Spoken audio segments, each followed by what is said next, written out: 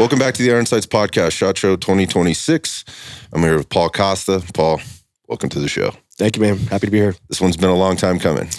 Yeah, I think a few years, right? We've been talking about it. Yep. I think logistics are a thing, man. And, you know, I'm on the left coast and you're on the right. And there's so many people that I really don't like doing them like through the interwebs. Yeah, it's not the best format. I try to avoid them, but it has to happen, and they're not the same. So sitting in person, finally meeting. I mean, I bumped into you the other night for in person for the first time, and it's really good. It's really good to meet you, and I really appreciate you taking time out of your week to be here with me, man.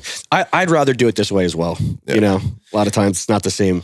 It isn't. It just isn't. And that said, you know, going back to kind of how long it's been since we had some communication, when I jumped into this. And I still feel like this. I'm a total white belt at all of it, right? And I don't think that'll ever change for me because it continually evolves. Yeah. And it's guys like you that I came across very early on in my journey and I mentioned this in, you know, just kind of putting out who was coming. I kind of just did a list of who was coming and I mentioned in there how much these people had influenced me, you included. And I think people think, I want to clarify what that means for me. And how cool this is for me, because coming into it, I was navigating through like, who are all these people? Like, I'm looking for good and solid information. I want to hear what the conversations are, and the internet is a terrible place to try and get those. And so for me, like what I was looking for is some objective reasonableness in the conversations that are happening. Meanwhile, you're also trying to figure out like, who are they connected to and who's pissed off at who, right? Yeah, and a lot of that. Yeah, man. What team's he on? Yeah, that's a really good way of looking at it. I actually never think of it like what team or what faction is this dude with and what are they bringing to the table. And at that time, there was a lot of conversations about shooting, but there was law enforcement in there. CQB was a huge topic. It always is. It's super controversial, and there's a lot of stuff that you were kind of bringing to the table. And so when I say I was influenced by that, is because I listened in on a lot of those conversations. There were a lot of Instagram lives at the time. Yeah. And, you know, I was kind of following the content that was putting out, which has evolved. And then kind of, again, seeing the teams, you know, that and how they interacted with other teams. And so when I say you influenced me, like I really felt like you were doing a really good job with that. Appreciate that. For me. Yeah. Right? And I know I'm not everybody's flavor, and I'm sure you know that about you. You're probably not. I'm definitely not everyone's flavor either. Right. Which I'm okay with. Yeah. You know? Well, that's the other thing, is that recognizing that people know who they are. Yeah. And, you know, and you did a really good job. You've always done a really good job with that. So sitting down here today is really cool to finally meet you, but also kind of dig into some stuff so I can learn more about you, because it is limited, right? Yeah, you only share so much, and it's small little clips and, you know, micro-sized bits of information, 100%. Stuff like that. So I don't have like a lot of deep intel on you, and so I want to kind of, and you may have told some of this before, but keeping this in mind, I'm sure there's a lot of people like me that want to know more, that listen to the show, to just hear a little bit about you and provide some context, lay down some groundwork for some of the things I want to get into with you today. So let's just start there, man. Sure. You know, you can start, I say this to give you like the Cliff Note version. You can start and finish wherever you want. As Cliff Note-y as you want it to be. We can go down into some rabbit holes. Yeah. Because again, I just want to kind of lay some groundwork and set up some of the stuff to talk about today. So shoot, man, it's on you. Yeah, I mean, I'll take you kind of from like the inception of where it applies to like the space and why I'm here and how I kind of got here. Yep. Right. So, been almost 20 years in law enforcement. Okay. Right off the bat was just like, obviously liked firearms, liked training, worked my way into the agency of like figuring out, hey, how do I be one of those guys and do the thing? Yep, got you. You know, at that time when we're talking, you know, 17, 18 years ago, you know, like what I thought training looked like and what I was providing to people was just like drastically different, you know, and like it's kind of the common theme. You'll hear people say it. I always say it in all my classes, and I don't view it as like a negative. It's just like you don't know what you don't know, right? And I don't think necessarily, I know, speaking for me specifically, it's not nefarious, you know, in any specific way, but sometimes you do bad things or like make mistakes and teach people wrong. And it's not like I purposely did that. It's just at that current time in your journey, like that's what you thought right looked like. And that evolved. So started doing the training thing there, getting into the firearm space. Slowly kind of working my way up into a position where I was running a range, doing all that kind of stuff.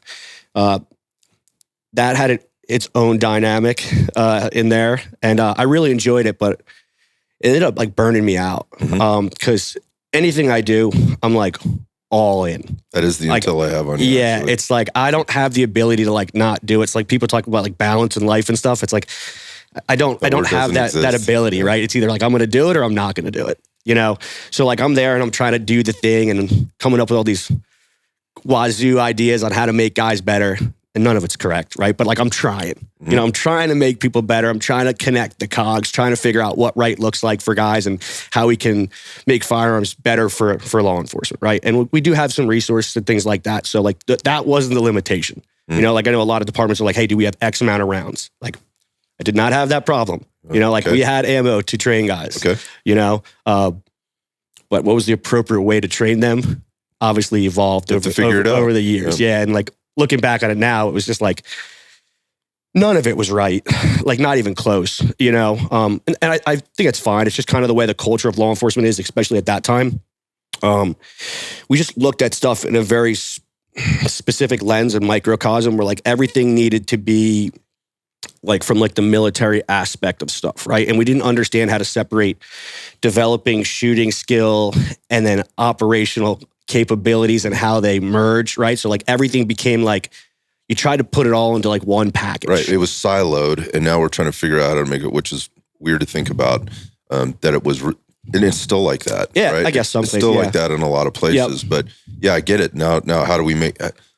all these people or all these things aren't talking to one another. Now we actually have to put it into practice. Has to show up. I think we really lacked, and I'll just speak for me, I lacked the understanding of how to properly train. And if you just look back at like what we did in sports, the answers are there. Yeah, exactly. You know, right? Like you don't take new guys that are trying to learn a sport. You're like, hey, dude, we're just going to go do the game right now. You're like, I don't even know the rules. You know, but like in firearms, that's what we do. We're like, we're going to set up this wazoo scenario, man. And like, I mean, I remember it's stupid little tangent, but like, I remember like when I first got in, I'm still on coach. So like you graduate the academy, you're on coach, you have a coach, and I had to go to our firearms qual because that's like fell. And they also do like some training and stuff in there. And it was some active shooter training. And I remember like, they're like, hey man, shots fired. They're doing the whole crazy scenario thing. It's all wild, you know, chaos everywhere. And I run in the room and they're like, you're dead, bro. And I'm like, talking about? You're like, you can see that tripwire right there? And there's like a fishing line and like a roll of flares. Like, you just killed the whole team. Wow. I'm just like, even at that point, I was like, this is stupid and has zero trading value. You've taught me nothing. You get me all jazzed up. You're screaming, people are dying. We got everyone yelling. You're like, Rush, save the day. Now you're gigging me on this clear fishing wire in a threshold that I was supposed to assess. Right. It's all very performative. Yeah. And I'm just like, you know, looking back at the time, like I didn't have solutions, right? But like even at that very low level of knowledge, I was just like, I'm pretty sure this is not the way to like train guys. Right. Like I don't have an answer. I'm not sure what it is yet, but I know like, this isn't it. Yeah. That's not it. Like I don't know how that's going to make me better, you know? So like going to the whole thing, but like to go back to the range, I was there for a pretty good amount of time, but like I felt like I had to leave because I cared so much more than the guys that I was training.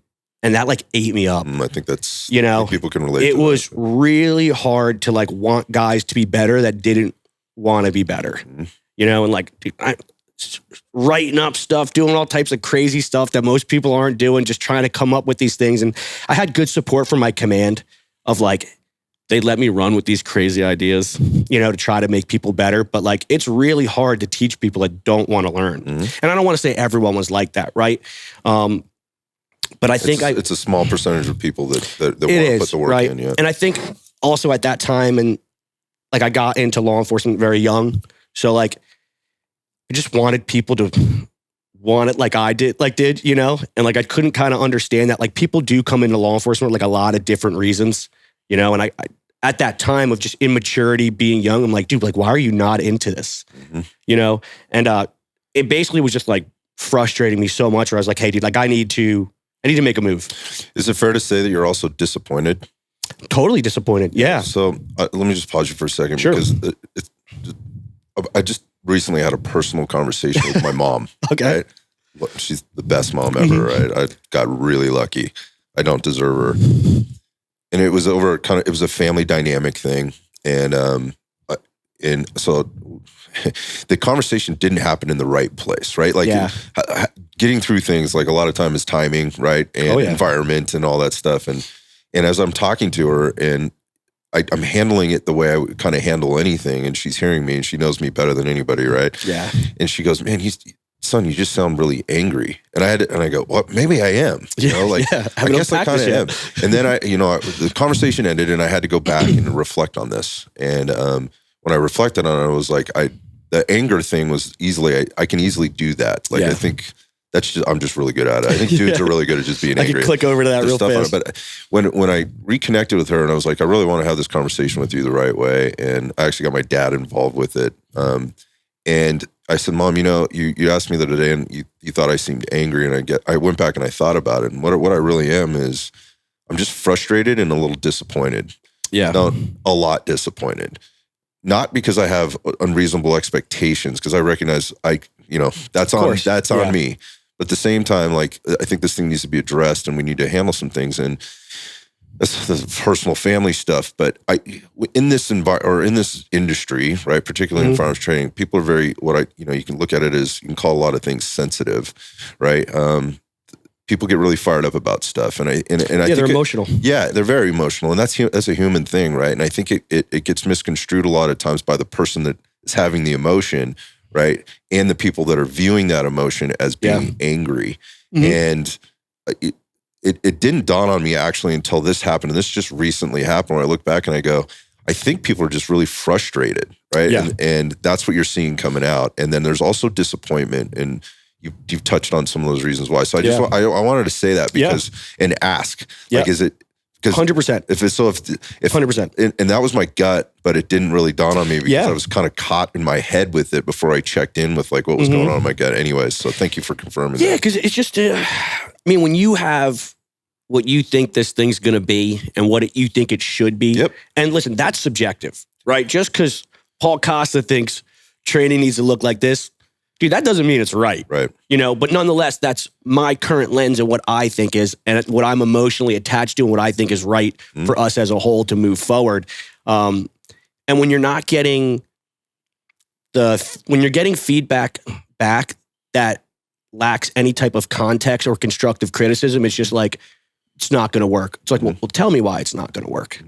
And then that's a challenge. Yeah. Right? That's a challenge to some people. Yeah. But in your case, and I don't want to put words in your mouth, it's like, no, I want to know. Like, man, I want to be better. Let's talk it out. Let's figure this out. Yeah. Like, if it's, I'm not saying, especially at that time, and I never subscribed to the fact of like, yeah, dude, has to be done this way. Like, I keep a very open mind. I don't know if that's just genetic. Like, I've always been very receptive to like wanting to hear, thoughts and ideas and different ways of approaching stuff. But when you're going to have that conversation, you got to have some tangible points and things that you're specifically talking about of like why what I'm saying wouldn't work. Because I'm providing you, at least at that given time, what I thought the tangible points were that would work. Looking back on it, they were not the correct points. Fair enough. Right? Like when I look back at what I know now, but they didn't have anything to even combat what I was throwing at them, right? And it was all coming from the right place of like, yeah, man, like what we're doing is not producing the right result. Let's try to switch some stuff up and make these things connect better, right? And like I said, like that, the way I wanted to connect it wasn't the way to do it, Yes. So it was, sorry, I cut you off and we took you on a little bit of a tangent there, but it was, I can't keep doing this right now. I need to change. Yeah. So like, I was like, I'm going to change, right? So start looking at options, and my agency's big, right? So there's like, I'll get the number wrong, but it's like 140 different jobs you can do, and I've always been into like the tactical side of stuff. Obviously I like firearms, things like that. So had a couple options, and I had some friends that were on the dog side of the stuff. So reached out to them, and I'm like, like anything, it's politics, right? So like, especially in those small units, like even like if nobody knows you, nobody's gonna take you probably per se. Because they get so few guys, and it's not easy to like remove dudes, especially if they're meeting specific requirements. And they can meet the requirements, but are they the right guy for the team? You know, and like you're stuck with that dude now because like how do you get rid of him? Like we just don't like him. Can't do that. Like, you know, it's like, well, your command's gonna be like, well, I get it, you don't like him, but like he meets all the metrics. HR you know? doesn't like that statement. Yeah, and it's not something that you can do in our world, right? So like when you're doing those selection process, they look at a lot of those factors of like who you are as a personality, how are you going to jive with the team? Because like our operational tempo is through the roof. Okay. Like at the time, like when we were at full speed, we had to do did an audit because overtime was just like through the roof, you know. And they're just like, because you guys are doing work. They're like, what is happening? And like. We'll get into this a little bit more, but there's a reason why, like specifically for the dog side, because we have so many capabilities that we can outsource those services to people that don't have them. And for our team, the dog side of it, we ended up doing almost 2,000 tactical operations in 1 year. Whoa. Right? Like people hear that and they're like, you're a liar. I'm like, no, dude, we're that busy. Now, did every guy go to every job? No, but as a unit, as a whole, of all the dog guys collectively of like what the work was, that's what we did. And it's a lot, right? And certain regions are busier than other regions and all that stuff like that. But nonetheless, the op tempo is really heavy. So you're with the reason why I say this, right, is you're with these guys all the time and for very long hours and in tight spaces and weird stuff. And you're hungry. Culture and chemistry is very important. Like, you got to get along with the guys, or at least you try to get the guys that you get along with. And sometimes if it initially doesn't happen, you find ways to work around it because you're going to be together regardless, right? So to go back to why I brought it up, I started reaching out to some guys that I knew, trying to get a little bit more information because I knew like the overall talking points that they put out, you know, like when they're looking for dudes, like, hey man, we do X, Y, and Z. It's cool stuff, you know, come check it out. And I just wanted to have some more like real conversations about it. So I had some buddies over there, started talking to them. And I was like, cool, man, like I'm going to take a shot at this. So did that process. It ends up working out. A lot of this stuff too, just like lines up with like when allotment numbers come in and stuff like that. So like you could be the best candidate, right? And they're going to have a process because they always need to have like an active pool to select from, but they might not get an allotment number to even get a guy, right? So stars align, man, right? Like I'm just getting like frustrated here. I need to find a new home, a new passion. Like where can I dump this energy? Energy that needs to be like focused, you know? And I'm like a gift and a curse for anyone that like I work for. I think I understand. You know, like I will be your best asset, but I will torture you if I don't think we are doing the right thing, right? So like that's great in a sense because like you will get work off my back. I will do the work of like 10 dudes, but I will be bothering the shit out of you. I can relate to this all the time when I'm like, this ain't right. Yeah, this is wrong. This ain't right. And like, that's also annoying. So, you know, like people don't like that too, you know? So like, I mean, I'm fully aware of that. Like, hey man, like I'm a grinder, dude. Like I will grind for you. Right. But that comes with a little bit of baggage, just so you know. You know? So canine unit. Yeah. So I end up going over there, doing the thing, man. Right. And then quickly, right off the bat, I'm identifying like, where are the weak points in this, you know? And like, that's also not well received. That's not what people want to hear. So like, shut up, dude. You just they're like, you don't even know the job yet. And I'm like, I get it. But if we just look at this objectively. On the off chance that I might know what the hell I'm talking about. You know, it was just, it was a good experience. But eventually, you know, as I became a little bit more senior, got more respect, was more successful in operations, proving myself of, you know, having to deal with complex situations and succeeding, things like that. And there's some failures in there too, you know, that comes with the thing, you know. You know, guys started to trust your opinion more, right? And fortunate, once again, I've really been pretty fortunate my whole career to have like, my initial supervisors have all been great, like very receptive to my feedback. Actually, let's talk about that for a second. So, because I think that's a thing. I don't know that. Let me back that up. I think people have a tough time recognizing that, like until something changes, right? Till they get a new supervisor, right? They don't necessarily depending on where they are in their career path, depending on where they are in life. You know, you mentioned playing sports. Did they do that? Have they had coaches? Have they had to work on a team? Have they had to sleep on a couch for a few nights and eat, you know, top ramen because they've had to suffer? You know, those kind of perspectives. I think people have sometimes a tough time identifying what good leadership or coaching or support actually looks and feels like. And so they can, you know, they might not like somebody, but that doesn't mean that person isn't supportive and doing the right things. Totally. Right? And, you know, when you talk about agencies, and particularly when you just talk about law enforcement in general, leadership's a hot topic. And, you know, when you talk about supervisors, and when I hear like the most successful folks out there, pardon me, and what I mean by that successful is just they're making change, right? And whatever that means for them in their agency or their department or their business or whatever else, they all can reflect back to when they had a good supervisor or supportive supervisor. Nobody ever gets to where they're at, you know, without support. Like, can't be done. You work hard, right? You work hard, but it's never a vacuum. You're never doing this all by yourself.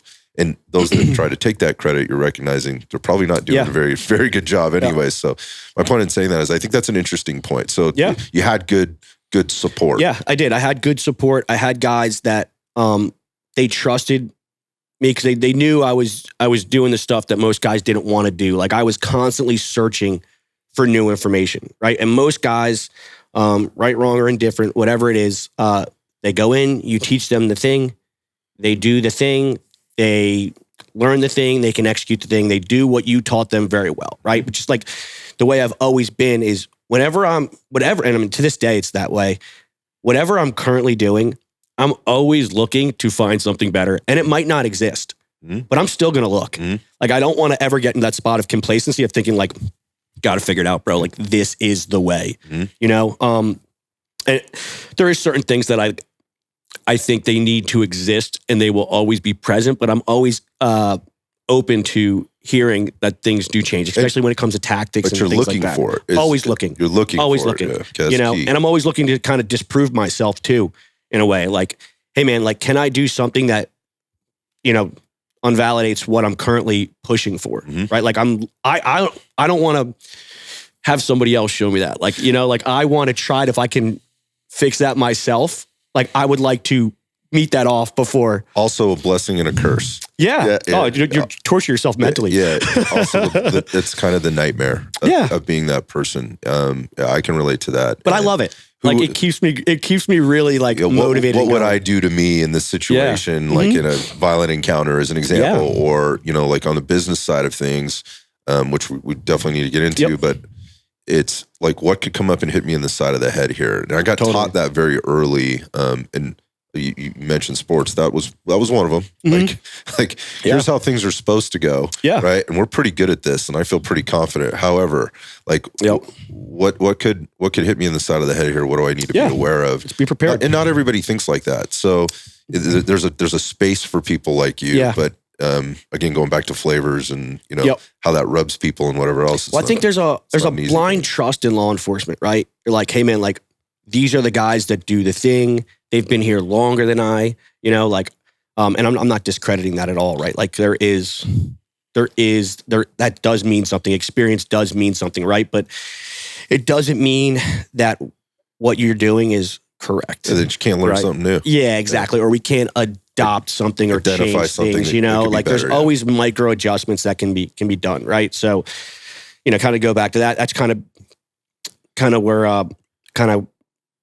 I was before I started switching into firearms, right? Okay. So doing the canine thing, high op tempo, learning a lot, always looking for different stuff, but very much tactically oriented, right? I'm not into the gamer stuff, the sporting stuff. Like it's not even on my radar. Am I aware of it? Yeah, like I know it exists, but like I know other than it exists, like I'm not interested, right? Because like my goal is to be the best at this thing that I'm doing here, right? The best that I can do at this. And at that current time, like I didn't see any value in it, right? So everyone I'm training with is like tier 1 guys, right? Like and those are the guys that do the thing the best, right? That we're doing here, although different environments, you know, but like the thing of executing these operations, like they're the best. That's who I want to learn from, right? So when we're looking at shooting, right? Because like that's predominantly what I do now. however I viewed shooting was through the lens of like what they facilitated and what they valued based on their experience, right? And I'm not minimizing that, right? Because people are probably triggered by this, right? But like, you don't have to be the best shooter to kill people, right? No, you don't. Like, and I'm not saying that to be like, disrespectful. Like, I respect the shit out of those guys, right? But they do so many things, right, that are important that it's really difficult to really, excel. Excel in anything. And so they do everything good enough, right? But when I was looking at shooting in the lens of that, I viewed them as like, they knew everything about shooting, right? So like what they considered as good metrics and how they trained and all that stuff was like what we were doing. And you know what that looked like? A lot of B8s, marksmanship, the 700 aggregate, right. With all those things. And like, and they were challenging in their own respects, at certain times in the journey. It was definitely challenging at that time in that journey, at that particular point. But I just like viewed shooting from that lens. And then honestly, to this day, because like this comes up a bunch, we talked like, well, how did you end up here? I don't really remember like the actual spot, but I ended up in a JJ Ricaz class somehow. How I ended up there, I have no clue. I didn't know who JJ was. I'm guessing it was probably one of my buddies, Rodney, who I still am friends with today. He helps me teach and all kinds of stuff. Great dude. He was a team leader for our assaulter side for a long time and was just like a really good dude. And probably was like, hey, dude, like we're going to go do this thing. And you were like, I'm busy. I got a lot of stuff going on, but okay. No, I did it because, Rodney was one of those dudes who was like super into training too. Okay. Right. And he was also like all in. Very similar, I would say, personality traits when it comes to like work and trying to push forward in the right direction. So I respected his opinion. So if he was like, hey, we're going to go do this thing. So I was like, yeah, dude, let's go. Okay. We'll go do this thing. Because he wouldn't drag me out to something because he's not going to waste his own time, So like, him being like, we're going to, and I don't even know if it was him, but I'm guessing it probably was him because it was me, him, and a couple other guys at the class, and most likely it was probably him. But anyway, we end up in this class, right? And nothing about the experience really mattered about what JJ was doing in that class. The biggest thing that resonated at that given time was the other people in the class. Talk to me about that. Right? So it wasn't like, of course, like I don't know who JJ is at the time, right? But I'm like, I hear the title and all this stuff. It's like, hey, world champion, all these things. Like, yeah, I'm expecting him to be really good, right? Like, so he should do amazing things. And he shot very well and he did very good. But like, I did JJ things. Yeah, I assumed that was going to happen, right. So like that wasn't like, oh my God, what just, happened here? It's like, yeah, like that's what world champions look like. What was more kind of mind boggling to me was like the regular dudes in class, the stuff they were doing, at a high level for no real reason. They weren't cops, is what you're saying. Yeah, weren't plumbers, accountants, whatever, right? Like, I don't really know what they were, but they weren't cops. The people the people you interact with on a daily basis when you're wearing a uniform. Yes, and like I'm looking around how they're shooting, and then there's me, Rodney, and a couple other guys. We're there, and it was like the curse because I remember the first thing we did, JJ did like a marksmanship drill. Like he's like, hey man, I just want you to put like 10 rounds in this target. And dude, like crush it. And he's like, oh, you can shoot. That was the last compliment I got for like the next 3 days. Right? I'm he's like, just setting you up. That's right, bro. I do the thing, reeling you in. I can put bullets on bullets really slow, Right. So, because that's the way we trained, right? Yep. Like, yeah, slow aim fire, bro.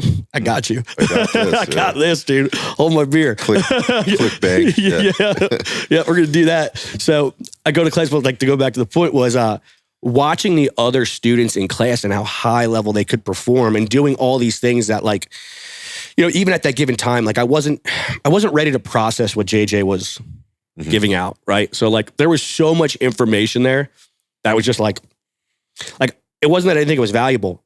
It was too much. It was just like drinking from a fire. You're talking exits and entries. I don't even know how to hold a pistol yet, like correctly. You're discovering this. Yeah. So I'm like, we did a lot of stuff like on day one, and like as the other 2 days progressed, I was still thinking about day one stuff, because I knew that was like critical to be doing the other components. It all stacks on itself, right? So like JJ's talking about all the exits and stuff, and I'm just like I'm listening, right? But like my brain is like still thinking about like the initial stuff we did, right? So there was a lot of information there that was wasted on me just because I wasn't ready for it, right? But like to go back to it, seeing the other people there, like that the civilians, right? If you want to call it whatever. I guess technically I'm a civilian too. I guess there's I don't know the debate there with law enforcement, whatever, but you know, but whatever. The people that don't carry a gun for a living, right? We'll say that.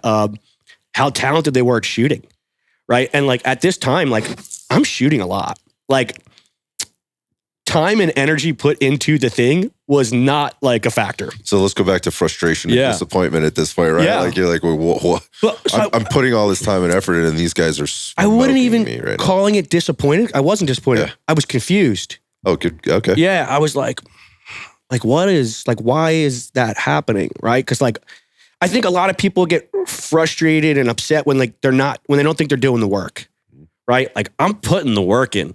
It's just not the right stuff, you know? So like I'm shooting like all the time, like weekly, multiple times, a lot of rounds, right? Like we have ammo, so it's being provided to us. So like I'm not having to buy it, you know? So like doing the work and I'm just like, I'm seeing what they're doing and I'm like, well, I don't know how they cultivated that. There's got to be a better way. Yeah. Right? Yeah. So like that just kind of opened the door of like, okay, what's going on here? You know? So that starts to spark, right? But it didn't fully sink in. Like I'm confused, bewildered, but I'm still at that point where like, I don't know, man. They could just be like phenoms in that class, right? Like I'm gonna like because I'm still surrounded by like my culture of like law enforcement. There's a reason and the tier outside one of my guys. control. There's a reason outside of my control. I don't know what's going on here, but I'm just gonna go back to my circle and we're just gonna forget that happened. It's easy to do. Yeah, right? Like you know, and like I wasn't like. It definitely resonated, but like I wasn't even ready to process what happened, right? It like later on that becomes like more profound, right? But at that given moment, it was like, this is weird.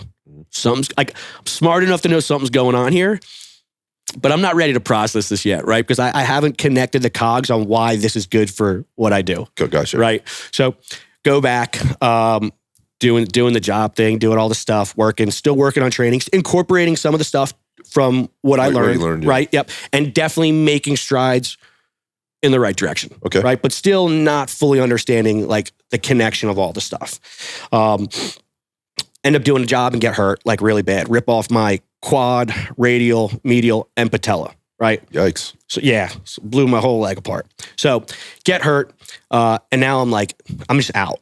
Right. So I can't like do anything, which turns out, I mean, when I look back on it, dude, it was like meant to happen. Gift. Yeah, it was meant to happen. We talk about this, the gift of injury. Like my leg still is jacked, right? But I don't think I would be here today if that injury didn't happen. Because what that did is it took about 10 months for me to come back to work.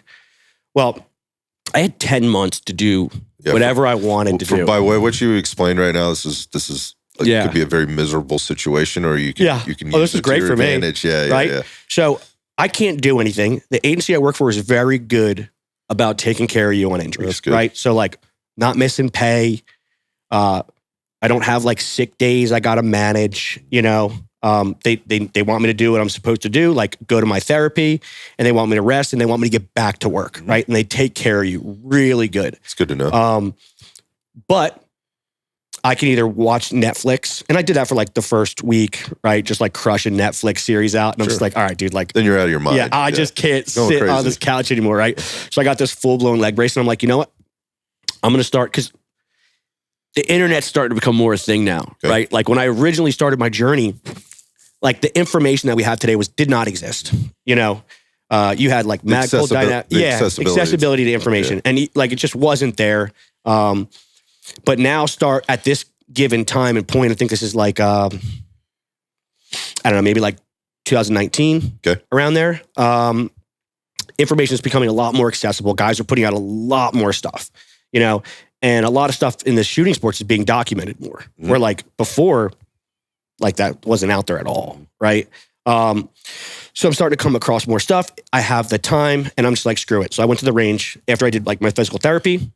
I just go to the range every day. And then I'm looking for stuff to try different things. And then I get this idea. I'm like, I'm going to go shoot a match. Right? I'm going to full-blown leg brace. Right? But I'm going to go. All right. And I already know, like, because everyone has that story. Like, I went to the match and I thought I was going to I thought I was going to do good, and I got my ass kicked. Right. I already knew I was going to get my ass kicked. You know, like I'm in a leg brace. Okay. You know, so it's like. So you're prepared. Yeah. Emotionally, you're prepared. Yeah. I was not disappointed when I got killed. Like should have happened, right? You got the experience. Yeah. So I went, and once again, Now I see this little common variable pop up. Why are all these guys good at shooting? Right? I'm seeing all these random people do really good at shooting and stuff. And I'm just like, all right, man, like I'm now ready to like emotionally dive into like what is actually happening here. Right. And the journey just kind of like builds from there. Right. So now I'm just, yep, I've got it. I need to figure it out now. Yeah. And then my personality kicks in and then I'm just like, boom. You're all in. Right. And figuring it out step by step by step. I end up, we bring in a trainer to train our team. Ends up being Mike Glover, right, from Fieldcraft back in the day. Yep. Well, they were going gangbusters at that point. Yeah. Yep. They were very big at that time. They were at that given time, they were probably like one of the larger, most popular training companies. I think at that time they were probably the largest training company in the world. Yeah. Right. Like, right. They were big. They were big. I didn't realize that. So I thought it was just Mike and Kevin. Because I'm not like in too deep into the social space yet of like what's going on. So Mike ends up asking me to come work for him after that. Okay. So I'm like, oh, I like this thing. I didn't really think about it that much, you know, that was going to be like a path for me. Talked to the wife and I'm like, I don't know, man. Like, I don't even know what I'm getting into. Right. Like I've taught a lot, but I've taught a lot in like department settings. Yep. Yeah. Where it's like, people have to come to me. They're being voluntold. Yeah, like you're going to come to me and you're going to listen to me regardless. Whether you like it or not. Yeah, you know, so it's like, it's a different thing, you know? And so I go do the thing. I'm like, yeah, say it. I accept the offer, go do the thing. And I'm thinking it's just like going to be, you know, me and Mike running around the range and stuff. And I quickly find out like, that's not what this is. Okay. It's like, it's just you. We're going to send you here. You go do the thing. And I mean, I don't regret it for one bit because I learned so much you have to. About like, oh, dude, like you got to contact the range host, make sure he has X, Y, and Z, make sure all these things are there. Like all the logistical stuff of running this as a business was just like dropped on me instantly. And like, I had like no clue. Like I'm thinking like this stuff's already gonna be done for me. Mm-hmm. You know, like I'm just going to go up and do the training thing. Yeah. Yep. Nope. Right. So great experience. I ended up meeting David Costa over there, right? We become good friends. And then, you know, obviously I start to realize that like, hey man, like what I think shooting looks like and what you think shooting looks like is like not agreeable. Okay. This is funny because I know David. Yeah. Pretty well. Well enough. Yep. I consider him a good friend. Yeah. He's been very good to me. And I'm just thinking about the personalities here. So there's a lot of similarities, but I also know David and what I'm picking up from you and what I kind of know about you. Yeah. I just wonder what those conversations look like. Because I can see him sitting there being really patient while you're trying to give him some stuff, while you guys are exchanging stuff, and then come back, well, maybe you think about it this way. Yeah. Right? So one of my first training things was, the first one was with Chris Gales. I don't know if you know him. That one doesn't ring a bell. He owned TTOG. He's down in Florida.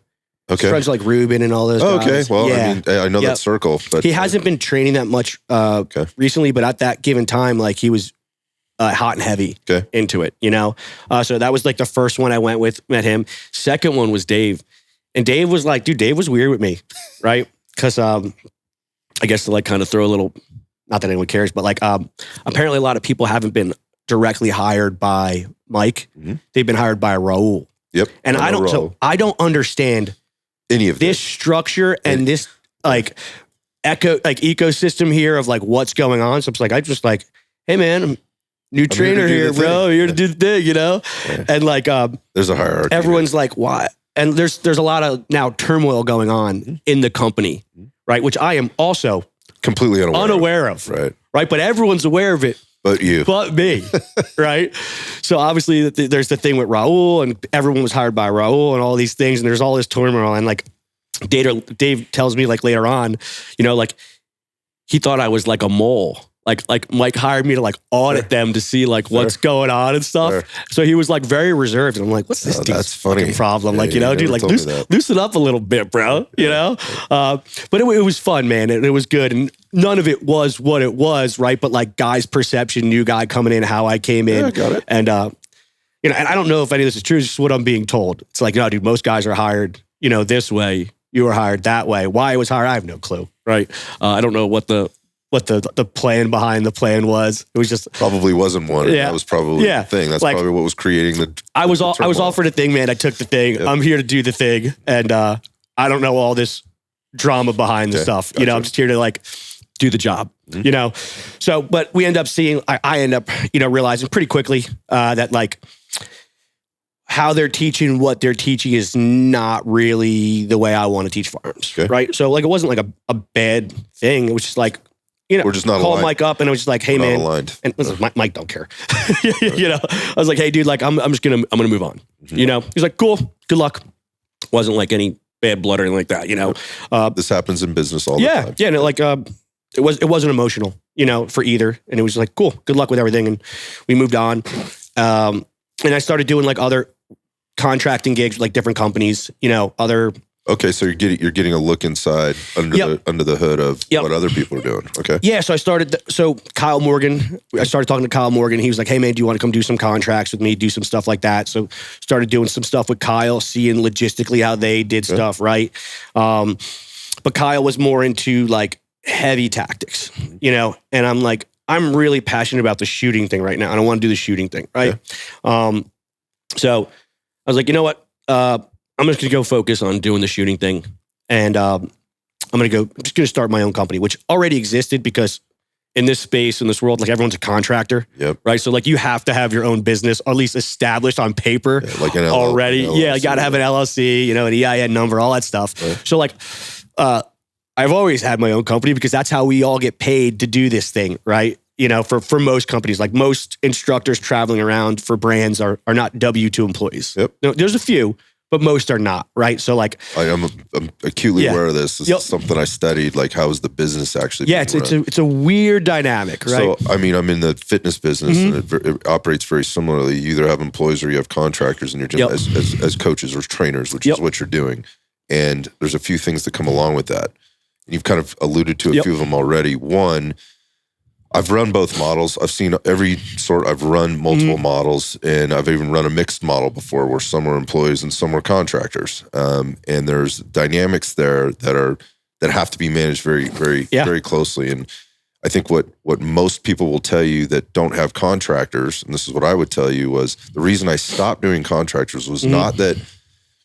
It wasn't a business thing. It was an integrity thing, and the integrity and a continuity thing. It wasn't that I wanted control over what you were doing, but I do need to make sure that what we're delivering is at a standard or maintains a level of quality, and also in your best interest. There has to be some process, and it has to be in the business's best interest at the end of the day. And if those things conflict, it isn't going to work. It's very hard. It's very hard to do. It's very hard, right? Because it's.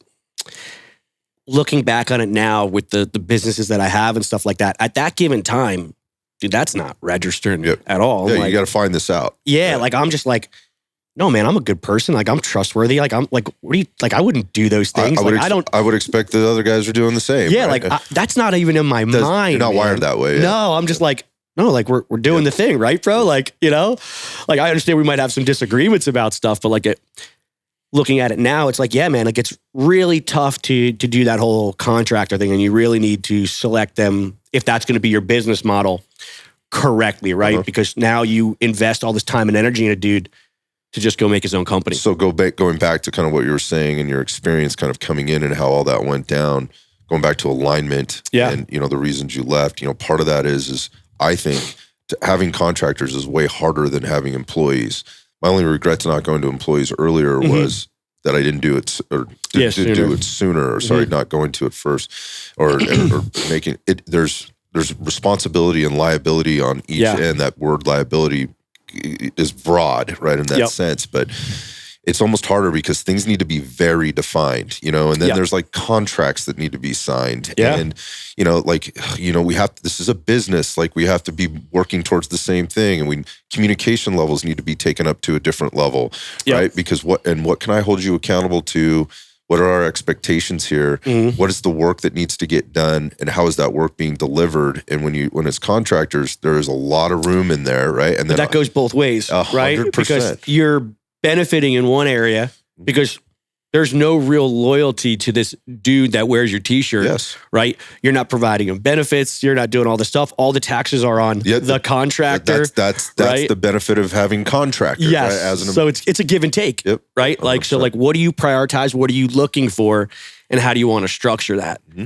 I would say if you look at our industry, primarily they're contractors, right? Like, I know there's a handful of companies, right? But with that, when you make them W-2s, there's a whole bunch of other restrictions they put on you as an employee of like, hey man, like you can't have your own LLC, right? That stops you from doing a side hustle here, even if it's not related. Yeah, or conflicting, right? So like there's a lot of stuff that you have to manage. So I wouldn't say in like the firearm space, one's better than the other. I just think they're different. And depending on the owner of the company and like what he's looking for and what he's willing to tolerate or accept, because a lot of this is just what the owner will allow, right? You know, and does he trust his contractors, right? Does he think his contractors have his best interest in the company's best interest? And yes, man, I'm going to let you go do these things because I know you're a loyal customer and I still want you to succeed and thrive and do that stuff. And then there's a bunch of contractors that will steal your customers and make their own business and do all kinds of shady stuff. So like running amok. It's tough. And that's why you don't see a lot of companies really expand that big in the space. And if they do, they usually end up not lasting very long. So going back to what you're saying and my coming into this and kind of my observations and studying it all, going back to Fieldworks, they were growing at an exponential rate, almost out of control. Like, and I don't know what's going on the inside, but going back to reflecting on everything that just got talked about right there, you can see where there's going to be issues. Yeah, so I think my take on that, they were taking in a lot of guys from all different backgrounds, all different skill levels, all different lenses of what right looks like. And they did put out a curriculum of like, hey, this is what we want you to teach. But I know I didn't follow it. you know, and nobody's there to say if I followed it or not, right? It's problematic. But I can say you never got a bad review from one of my classes. So trust me that I'm putting on the right thing. But that's a problem too. It's a problem because if that's the metric that you're measuring, right? The progress by, or are we doing the right thing or not doing the right thing, man? That leaves a lot of room for a lot of things, which you just said. True, right? And that's where like when you expand that rapidly, that quick, right? There's a lot of continuity issues about like, is everybody on the same page? Because now, I forget what the classes were even called, man, like gunfighter something, right? You know, gunfighter 1, gunfighter 2. Someone goes teach gunfighter 1 in, whatever, Arizona. I come back out to that same area next year and I teach gunfighter 1. They're two different classes. Not the same. Yeah. You know, and they're like, and I'm contradicting the last dude that was just there, right? Like it's a problem when you scale like that if you don't have the checks and balances in place. It's also tough to get that many dudes because I don't remember the exact numbers, but like, dude, there was probably like 30 instructors, right? From all different walks of life. And I would say this too, man, I think a lot of people, they stop being students, you know, like they're like, I did this thing, I got this resume and this is what we did here, right? And depending on what that was, like there was definitely some competing That's what's ideas. Being delivered, right? Yeah. About like what was right looks like. And then you run into like, well, I was in this regiment group and this and that. Yeah, dude, and I did these things and I got all these accolades and I had 25 deployments and killed a bazillion people. And, this was what I was observing and like, what is happening here? And I'm like, yeah, man, like I'm not diminishing that. I'm like, but let's just talk about the components and you tell me why that works. But those conversations are tough to have, right? And by the way, who's standing in front of us right now? Like, who's the student that's actually got to get this information? Like, what's the best for them? Yeah, what are their needs? You know, and I really, I'll say this, man, like just to be like an honest broker, I don't think what they were pushing out, they thought was wrong. I think it's misinformed and they're not educated enough because they haven't been a student deep enough in the rabbit hole to know. Look, hopefully, people listen to this. Like, I'm not bashing. We're just examining it because that hugely influenced how the market was going. And then ultimately there was, as people left, right, that created more, the market space, the market share was, while there were a lot of instructors out there, they were starting to soak a lot of that up, which was growing or continuing to grow the market as a whole through exposures and things like that. I think, when I look back, I go, they did great things for the space. And part of it was the exploration and the pioneering and making mistakes that people could see, but also being very successful at a lot of things. So, they were very big. Like, I don't think people realize like how many like tangible things they had. I just think they scaled too big, too quick. Right. I don't know all the reasons the thing imploded, but I can tell you, like, maybe that's not fair in terms of imploded, but where the challenges are. But I can tell you, like, I understand that. Like, I understand business growth, and I understand managing personalities and curriculums and business and customers and market shares and and all that stuff. And it's very hard. It's very hard to do. And what you have is, like, in a person like you, you have an A-type, right? High achiever who just wants gift and a curse, man. Yeah, who just wants to get it done, and that's generally the case in this industry, right? And so that's an even tougher road to manage. Yeah, it's even tougher road to hoe. But what it did again is people then, like yourself, went out and started your own thing. That exploration process continues again, right or wrong, good or bad. In terms of what you're delivering to students, I think it's very valuable, and I think actually the industry should probably at some level tip their hat to that.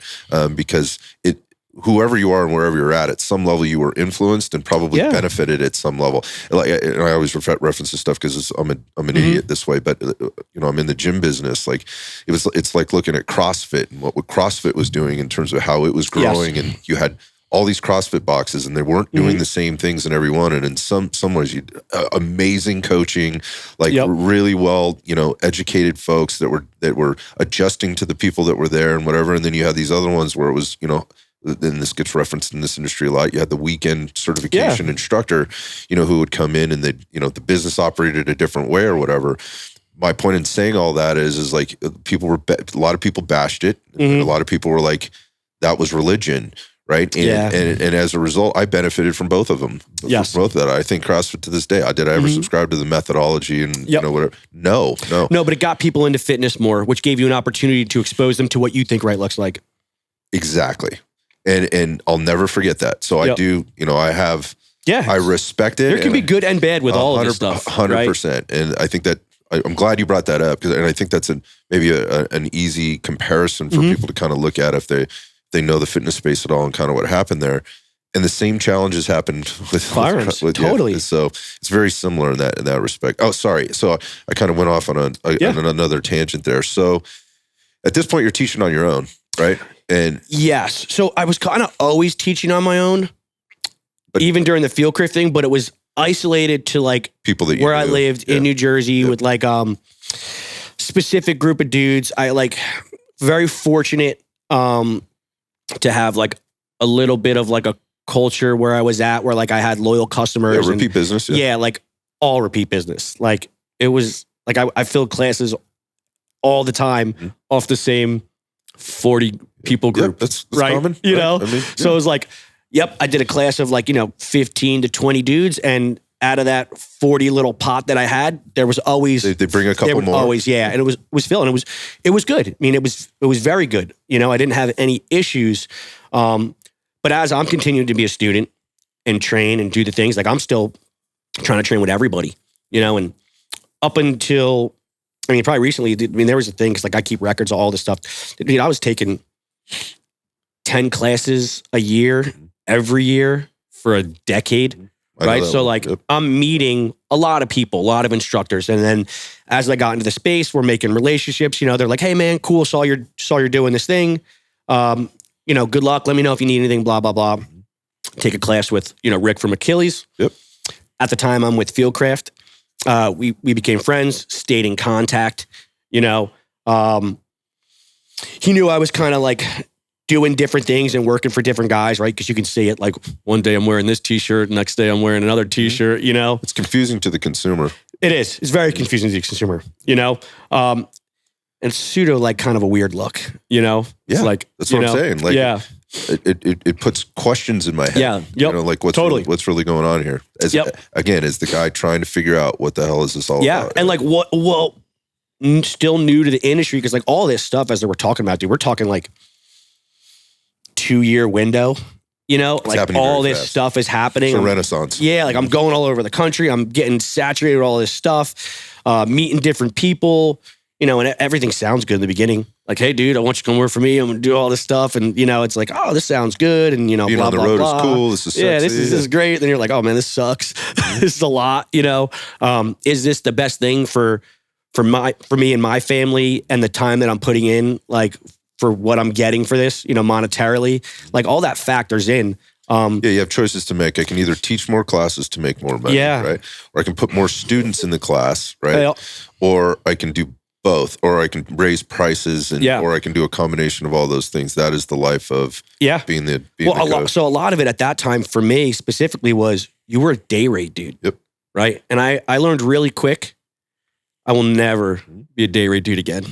Like, that does not work. And that business model of a day rate thing in the contractor world, you are not going to get the best possible talent for that. Nope. You know, and that's not to say the guy isn't good, but there is like, dudes will do what they have to do to meet those benchmarks. And if I looked at like, hey, dude, I was expanding my company and who I would want to hire, I would want to hire guys that were good enough to have their own company and be successful, but then incentivize them to partner with me and grow this together, right? So if the guy's not strong enough to do it on his own, it's gonna sound rude, but he's worthless, right? Like, in a sense of, because you need motive. Dude, this is a team thing, right? Like, this industry is very saturated. It's very big. There's a lot of multi-prongs coming to this, and you need a guy who's going to be self-motivated to help you facilitate that. Just being a reliable dude to go to a place, that's good. That doesn't help you build an empire, right? And maybe you need some of those dudes, right? Not everybody has to be. No, there's a place for everybody in that system. But when you're going from 1 instructor to 2 instructors to 3 instructors, right? Like, it needs to be more of a cohesive partnership. Those initial hires or commitments that are absolutely critical. And then once you get the infrastructure set in a nucleus, then you can look for the solid dudes. I still don't believe in day rates because I just don't think it incentivizes the guy to. Okay. I don't think it's worth the guy for his time and energy if he's actually a quality dude, right? Like, you got to take care of your guys if you want them to stay with you. And I might add, if you don't, this trickles down to the customer. Totally. Right? And this is business. And then it's bad for your business, right? Because he's going to do just enough to make his $1,000 a day or whatever it is, you know, and everyone can do the numbers and math. It's not hard to figure out. You know, you look at the website, you see what it costs, you see how many people are in the class. I got paid X, you got paid this. Like, what are we doing here? Right? So, like, you should be being paid for doing more work. You should incentivize people to help you grow your brand, right? And if you do that, you keep it. Yeah, and that's a delicate balance. It is. But I think it incentivizes guys to do the right thing, right? Like, so like, hey man, as you help me grow this and I expand and I start to make more, you also make more, right? Like, we will do this together as a team. It's not like I win and you always are going to be here because I'm the boss, right? That's why contractors jump all over the place. There's one guy capitalizing on the whole thing and everyone else is just like getting crumbs, and they could be extremely talented, but also if they're extremely talented, they're going to realize they're extremely talented. Yeah, that's not worth it for them, right? And then when you factor in the family stuff, like, man, dude, I just left my family for 4 days, right, and I made, you know, depending on what it is, $1,000 is high for the day rate thing, right? A lot of guys were making a lot less. Like, we were making a lot less at other times. Like, wow, dude, I made $1,000 for 4 days. Go to my wife, and she's like, "What are you doing?" That math doesn't math, man. Right? Especially knowing that I could go do my law enforcement job and make that in a day watching Netflix on a construction zone. Yeah, I think it's like the way you look at this for like a new person coming in, that it's good to be a contractor, cut your teeth or whatever. You get a lot of experience. Be that worker B. I look at it as what you're doing is you're making a tuition payment to a certain extent, knowing, and the employer or whoever, the boss is, needs to recognize that eventually this person's probably not going to be here. And that would actually be a huge compliment at some level. Yeah. So what you want to set yourself up for with the good guys that can do it on their own is that when they ultimately decide to do that, we do this in a way to where we're not competing. There's not animosity. There's not animosity, right? And unfortunately, that's I think tough to hit on what you're saying, I think you need to do the contractor thing, right? Because you have no proven data that you can actually do the thing. Yeah, man. Right? So like I have to go work for somebody, eat some crow, right? Just like it is in anything, on any sports team, on any unit, right? Like mop some floors, you're the new guy, you got to mop some floors, you got to do the thing, and you're just like, hey man, like you now have proven data that I'm reliable, I can get to point A, I can facilitate good curriculum, people are happy with the courses that I'm doing, I can do all this stuff. And yes, it at that given time wasn't monetarily worth it, but what it was worth was building your resume for then when you do make your next negotiation, whether it's with that company or it's with another company, you have something to tangibly actually talk about. Not like, hey man, like I ran the range in law enforcement for X amount of years, so you should just pay me. This is where it gets weird, because this is where it gets weird with this tuition payments and what's tangible. Because what became currency was social media following. Yeah. Right? And flashy videos and the ability to edit video and be good on camera and with photos and things like that. And so there was a lot of investment in that by both. Yeah. And you could go to a social media, whatever, and because there is no industry, organization that governs this at all, you can put whatever you want in your Instagram bio, and you are that instructor, and that creates animosity because, like, this guy, for whatever, and I don't want to disrespect anybody that's come up, whatever, just put this in their Instagram bio, and they're selling out their classes, right? Which then creates weird behavior by other people. So going back to where I was with coming in, because what you're explaining is the time that I came into it. Well, this explains why everybody's all fucking pissed off at one another. So that matters, I think, for instructor versus instructors competing each other. It doesn't factor in for when you're looking to hire these contractors, because your vetting process should have something like, let's say this guy's got a huge following. He looks like he's great. Well, you're not just going to hire him, right? Hey man, you're going to come AI for me for a couple classes. I'm going to let you see how that rolls. I'll pay you whatever the going AI rate for that company is, right? You're going to AI. You're going to see how I do stuff, how I like to do stuff. See if you align with what I'm doing. Like, is this going to be a good fit, right? Yeah, you do a couple of those. Hey man, I like what you're doing. We get along well. Cool. All right, dude. Hey man, now you're going to teach. I'm going to AI for you. Right now, I'm going to watch you run the class, right? And when I say me as like the owner, right now, I'm going to watch the guy that I'm prospectively hiring. He's going to run the whole thing. I'm going to be in the background. I'll run his logistics, make sure his targets are ready, all the stuff, but he's running the show. Now I'm going to get a feel for how he layers, runs the class, interacts with students, the information he prioritizes or what he does or doesn't, it's right? It's a bit of an audition. It's an audition, right? But it's a process, right? So like once you see that, coupled with like, hey, you've shown that you've been reliable to get to all these places, right? Because the last thing you need is like, dude, I just paid you to go here and you didn't show up. Right? Like that can't happen. Right. And it does happen. Right? For whatever reasons, people have done that to people, right? So, now you have the contracting experience of showing that you're reliable. Right. Then if you have a good company that's doing it right, in my opinion, there's a vetting process. Like it's your dating, right? There's a dating thing. There's nothing on paper yet, right? We're just seeing if we're going to fit, right? And then you're feeling each other out. And then at that point, then you can start talking about like, hey man, what does a mutually beneficial relationship look like here for us both to think this is worth pushing forward? That's where I think it, when you see these companies like what we have with like Achilles, like that's why I think we have the talent we have and why people will stay. And I think we'll all be here for a very, very long time because we structured it where it's mutually beneficial for everyone to be here collectively and everybody wins. Team wins, we all win. That's the only reason that's going to keep a contractor there. That's the only thing that's going to keep this. That's really outside of money. That's all that's there. So, and while money might look really good on the other end, It's the other more subjective things that you're talking about here, I think, that keep people together, which has been impressive with Achilles, right? Yeah. With regard to that. So now I'm with Rick and Achilles, right? So it's me, Rick, and Dave.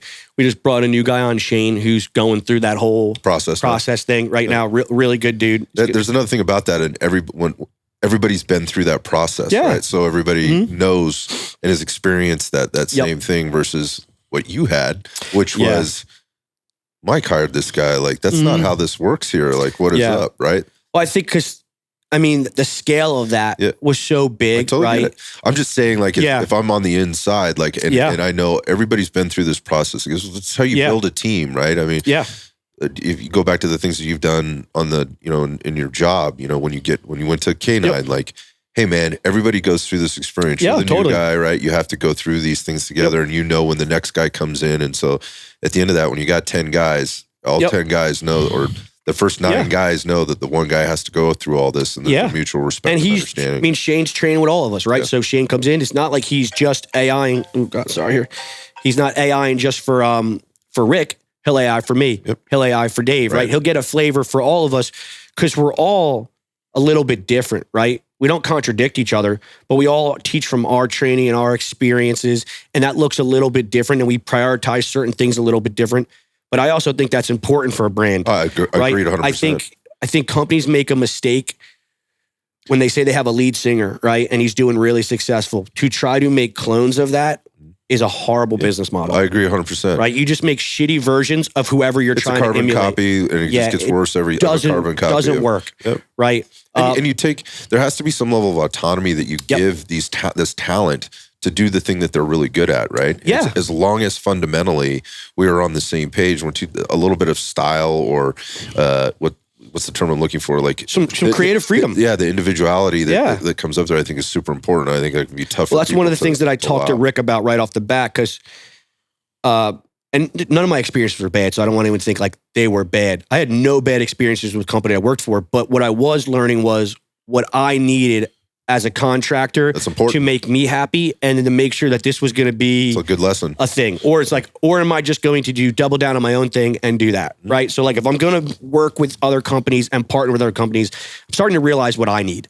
right? And the freedom that I want to have, right? The level of trust there. And like, that was one of the things we talked about, that like, I needed the ability to change curriculum on the fly, change things. Trust me that like, this isn't just willy-nilly, like I'm not doing anything. And since I had the contracting stuff already out there, like Rick was seeing that stuff, he knew it wasn't going to be just like some crazy wazoo stuff. That like, I just tried this last night, I'm going to throw it into a curriculum today. He had that trust, and I had some of those metrics to come to him and be like, hey man, like this isn't just like some random guy, right? Well, so, going back to your conversations with, that you had before, like, just tell me why you're doing what you're doing, man. Like, this help me understand this. Rationalize this for me. Well, we'll always do that because we're always vetting stuff off each other, right? Because we're always looking, myself, Dave, and Rick, to grow the curriculum, make sure we're streamlining the process as quick as possible, right? Like, hey, how can we get these dudes to know what we know faster, right? Like, I'm not looking for dudes to travel the journey that I traveled.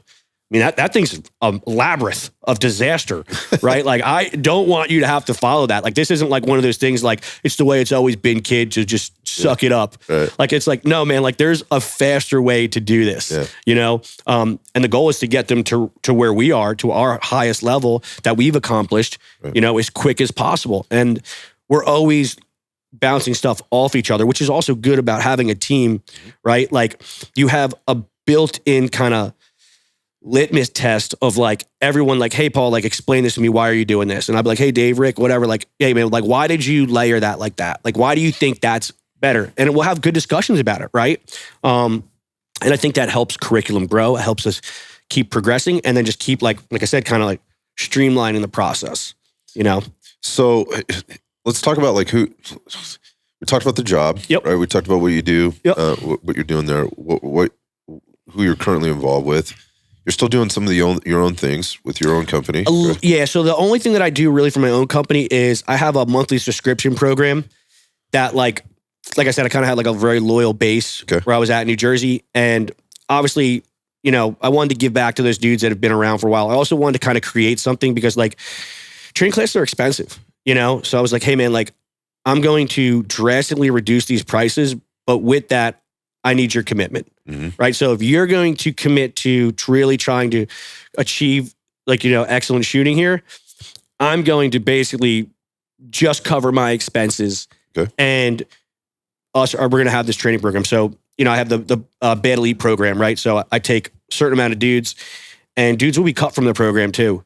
Like it's if they're not keeping up, and like the first year I ran, it's 7 dudes I had to cut because it's a good problem because it showed proof of concept right off the bat of having the same group of dudes collectively work together every month.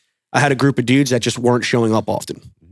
And the group of the guys that were showing up every month and then also doing the work on their own with what I was showing them in the class every month, skyrocketing. Yeah. Well, I started to get a divide in skill where like everyone was here when we started because they were hand selected. And then now it started to be a divide. And I'm like, this is a problem, right? Like, so what do? I had to make that decision. I'm like, hey, dude, I love you guys, man. It's over. Yep. Right? Like this was designed for guys that are going to make the difficult decisions to be here, right? To do the thing, man. And like, I'm not saying you can't ever miss one, right? Yeah. Because that's going to happen. But when the group left them and separated, I would have to slow down the progression of the group, and that wasn't what I was going to do, right? So that's a disservice to everybody else. I got rid of them, kept the group going. But as we were doing that, I was also finding other talented shooters, right, that were at that current skill level.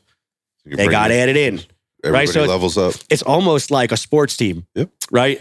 You keep going, moving forward with your best players, and then as guys can't cut it, they move out. And then as I identify guys that are at that current skill level, they move in. That's cool, right? But now we're the 3rd year in. I have a group of dudes. I think it's like 20 some dudes or whatever. I forget exactly the amount. Everyone there is like into this thing, So it's super rewarding. And dude, it's at a point now where it's crazy. Like, I regularly get my ass kicked. Like there's a bunch of Masterclass dudes that I've seen like come from like unclassified in now that are like competing every week, doing really good. And it's turned into more of like a working group, right? Yeah. So tell me about this. So where does the comp shooting enter the formula for you or the journey? So it originally happened when I busted my leg open, right? So so it starts there, then you go to explore it. Then I start exploring it, diving into more, getting into more matches, right? Learning the sport in the game and all those things. And then it's good that you identified it as that. Understanding the training strategies was really the most significant thing about it. Cause like, which we'll get into probably later when we start talking about like what we're doing with Walther and stuff. But like my biggest thing is, I know everyone's like, hey man, you gotta go shoot a match. You gotta go shoot a match. You gotta go shoot a match, right? Yes, I agree. Shooting matches are good for you, right? You should go shoot a match. But really, when we're trying to change the culture of law enforcement, like that is not going to be the defining metric of like how we change the culture. I agree. Like we need to change the way they train and how they view and understand shooting. If we can do that, I don't care if they go shoot a match at all. I want them to understand shooting better. I want them to understand when they do train what they should be looking for, right? Because we're not going to get, dude, like that's the comment of like, hey, every cop should be a blue belt in jiu-jitsu. I agree. It ain't going to happen, not dude. Not going to happen. Right? Like you're delusional. Yep. Like never going to happen. Would it be great? Sure. Not going to happen. Right? Same thing with like, hey man, should every cop shoot matches? Yes, they should. Does every cop probably have the ability and resource to do it? Most likely. Right. But let's just be realistic, right? Like that's not going to happen most likely. Right? But I think if we do change the culture and understanding of training, I think you'll see more cops likely to go shoot matches because they'll understand so much more about shooting and they feel like they'll be more successful. Well, they can use the match as a tool. Yeah, right? That's what it should be used for them. Yeah, Like we're not trying to make competitors, right? And I think that's where there's this like divide in the industry. It's like if you're not going to be a competitor, you suck. You're an idiot. It's just like, well, dude, like that's not what I'm about, right? Like I like competing. Right? I don't view myself as a competitor. I compete. I try to be competitive, but my goal isn't to be a world champion, right? Like that's not my goal. Like I want to understand shooting better, be better at shooting, always looking at rounding the corners for guys, really try to change the culture of law enforcement and how we train and how we structure that stuff. Like that's the goal. If I can accomplish some of these other things along the way in competition, great. Right? But I also don't think like that needs to happen. And I think that's where you see like this instructor competitor thing, this divide. It's like, well, are you an instructor or are you a competitor that teaches a class every once in a while? Right? You know, and I'm not knocking either or, but like it is very difficult to be a top level competitor. Like, do we teach 200 classes a year at Achilles? Like out of the three of us, like to do that, you know, and then go have a major competition, major schedule, right? Have a family, you know, I'm still in law enforcement, like could be done. It's very difficult, right? And then I think guys got to prioritize stuff. And I think it becomes a little bit polarizing. I think it becomes a little bit too much of instructors trying to impart their journey on the student. And that is not my goal as an individual, right? My goal is to help you on your journey. If that stops at the end of that couch, I'm good with that. I help you meet your goal. If you want to be a world champion, cool, man. I will help you as far as I can take you. And then you got to go to the next guy, you know, but I'm not telling you what you should want. I think it's gotten weird in this industry. You see all these dudes just like, hey man, if you're not going to do this, then like why even have a gun? It's like, I don't know, because he wants to have some fun, man. He wants to just be a little bit better. Like, why are we setting what they should want? You are a service provider. Provide a service to what they need. You work for them. That's it. Leave your opinion out of it. You want that. Good, bro. You do it. He don't want that. And then the guys that do, hell yeah, bro. Bring them along with you. Right. Right. I just think there's a little too much of that. Yeah, I don't disagree with you. I think you know, kind of staying on that thread. I had just when we're recording this, it's probably 2 months back now. I had Billy Barden on, right? Who's a very high level shooter. Yeah. And instructor, right? Not a cop. Right, but what he does, very talented. How he puts bread on his table. He's got a couple little businesses there, but he travels the country and he does two things. Right, yeah. He competes, and he trains, and he has a training business.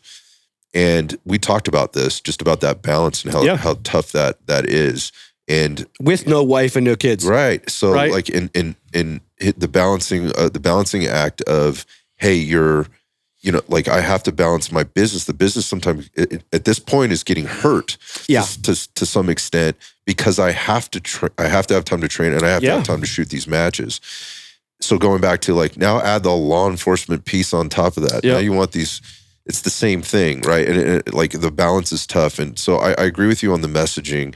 I think the idea is good. Like I think the idea is good. And obviously as long as, if you're doing this, we are prioritizing things the correct way. Because going back to what you said, man, cops have a lot of things that they need to be good at. Yeah, right? Shooting is one component. It's one component. But I'll go back because I don't think it's right.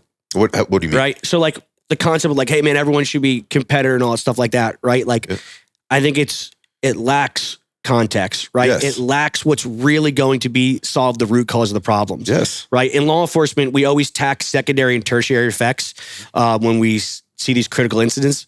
We're like, oh, dude, like reloads, right? That guy botched his reload. It's like, well, the problem is that he got to a reload, right? But like we'll attack, the reload, but it's like, well, if he could shoot better, he would have never got to a reload. He had 17 rounds in that thing, right? So it's like, well, that's the root cause. He can't shoot. Not that he's not good at reloading. He's also not good at reloading, right? Like that's established, but the root cause is that he can't shoot. He's not very good at shooting. So I think like a lot of guys, I think, subscribe to, and this could just be like a difference of, how we look at how to change the space, right? Being in the space, in law enforcement, doing the job, right? At the highest level in law enforcement, I can tell you, to change the culture and to move it in the right direction where we're getting more accountable officers and better shooters, we need to attack the training strategies and how to do that. If they go shoot matches, great. That is not going to give us the big, huge return. It's getting them to understand what training looks like, how to set up training, what are the key principles that they should be focusing on, right? Getting rid of definitive techniques that need to be used. Let guys understand how to explore with stuff, how to grade stuff, attack that. If it crosses over into the shooting matches, great. Do I think it's going to help them more? Yes. Do I think it will expedite their journey? Yes. Yes. I do. Yeah. Right? But the root cause is changing the training stuff first.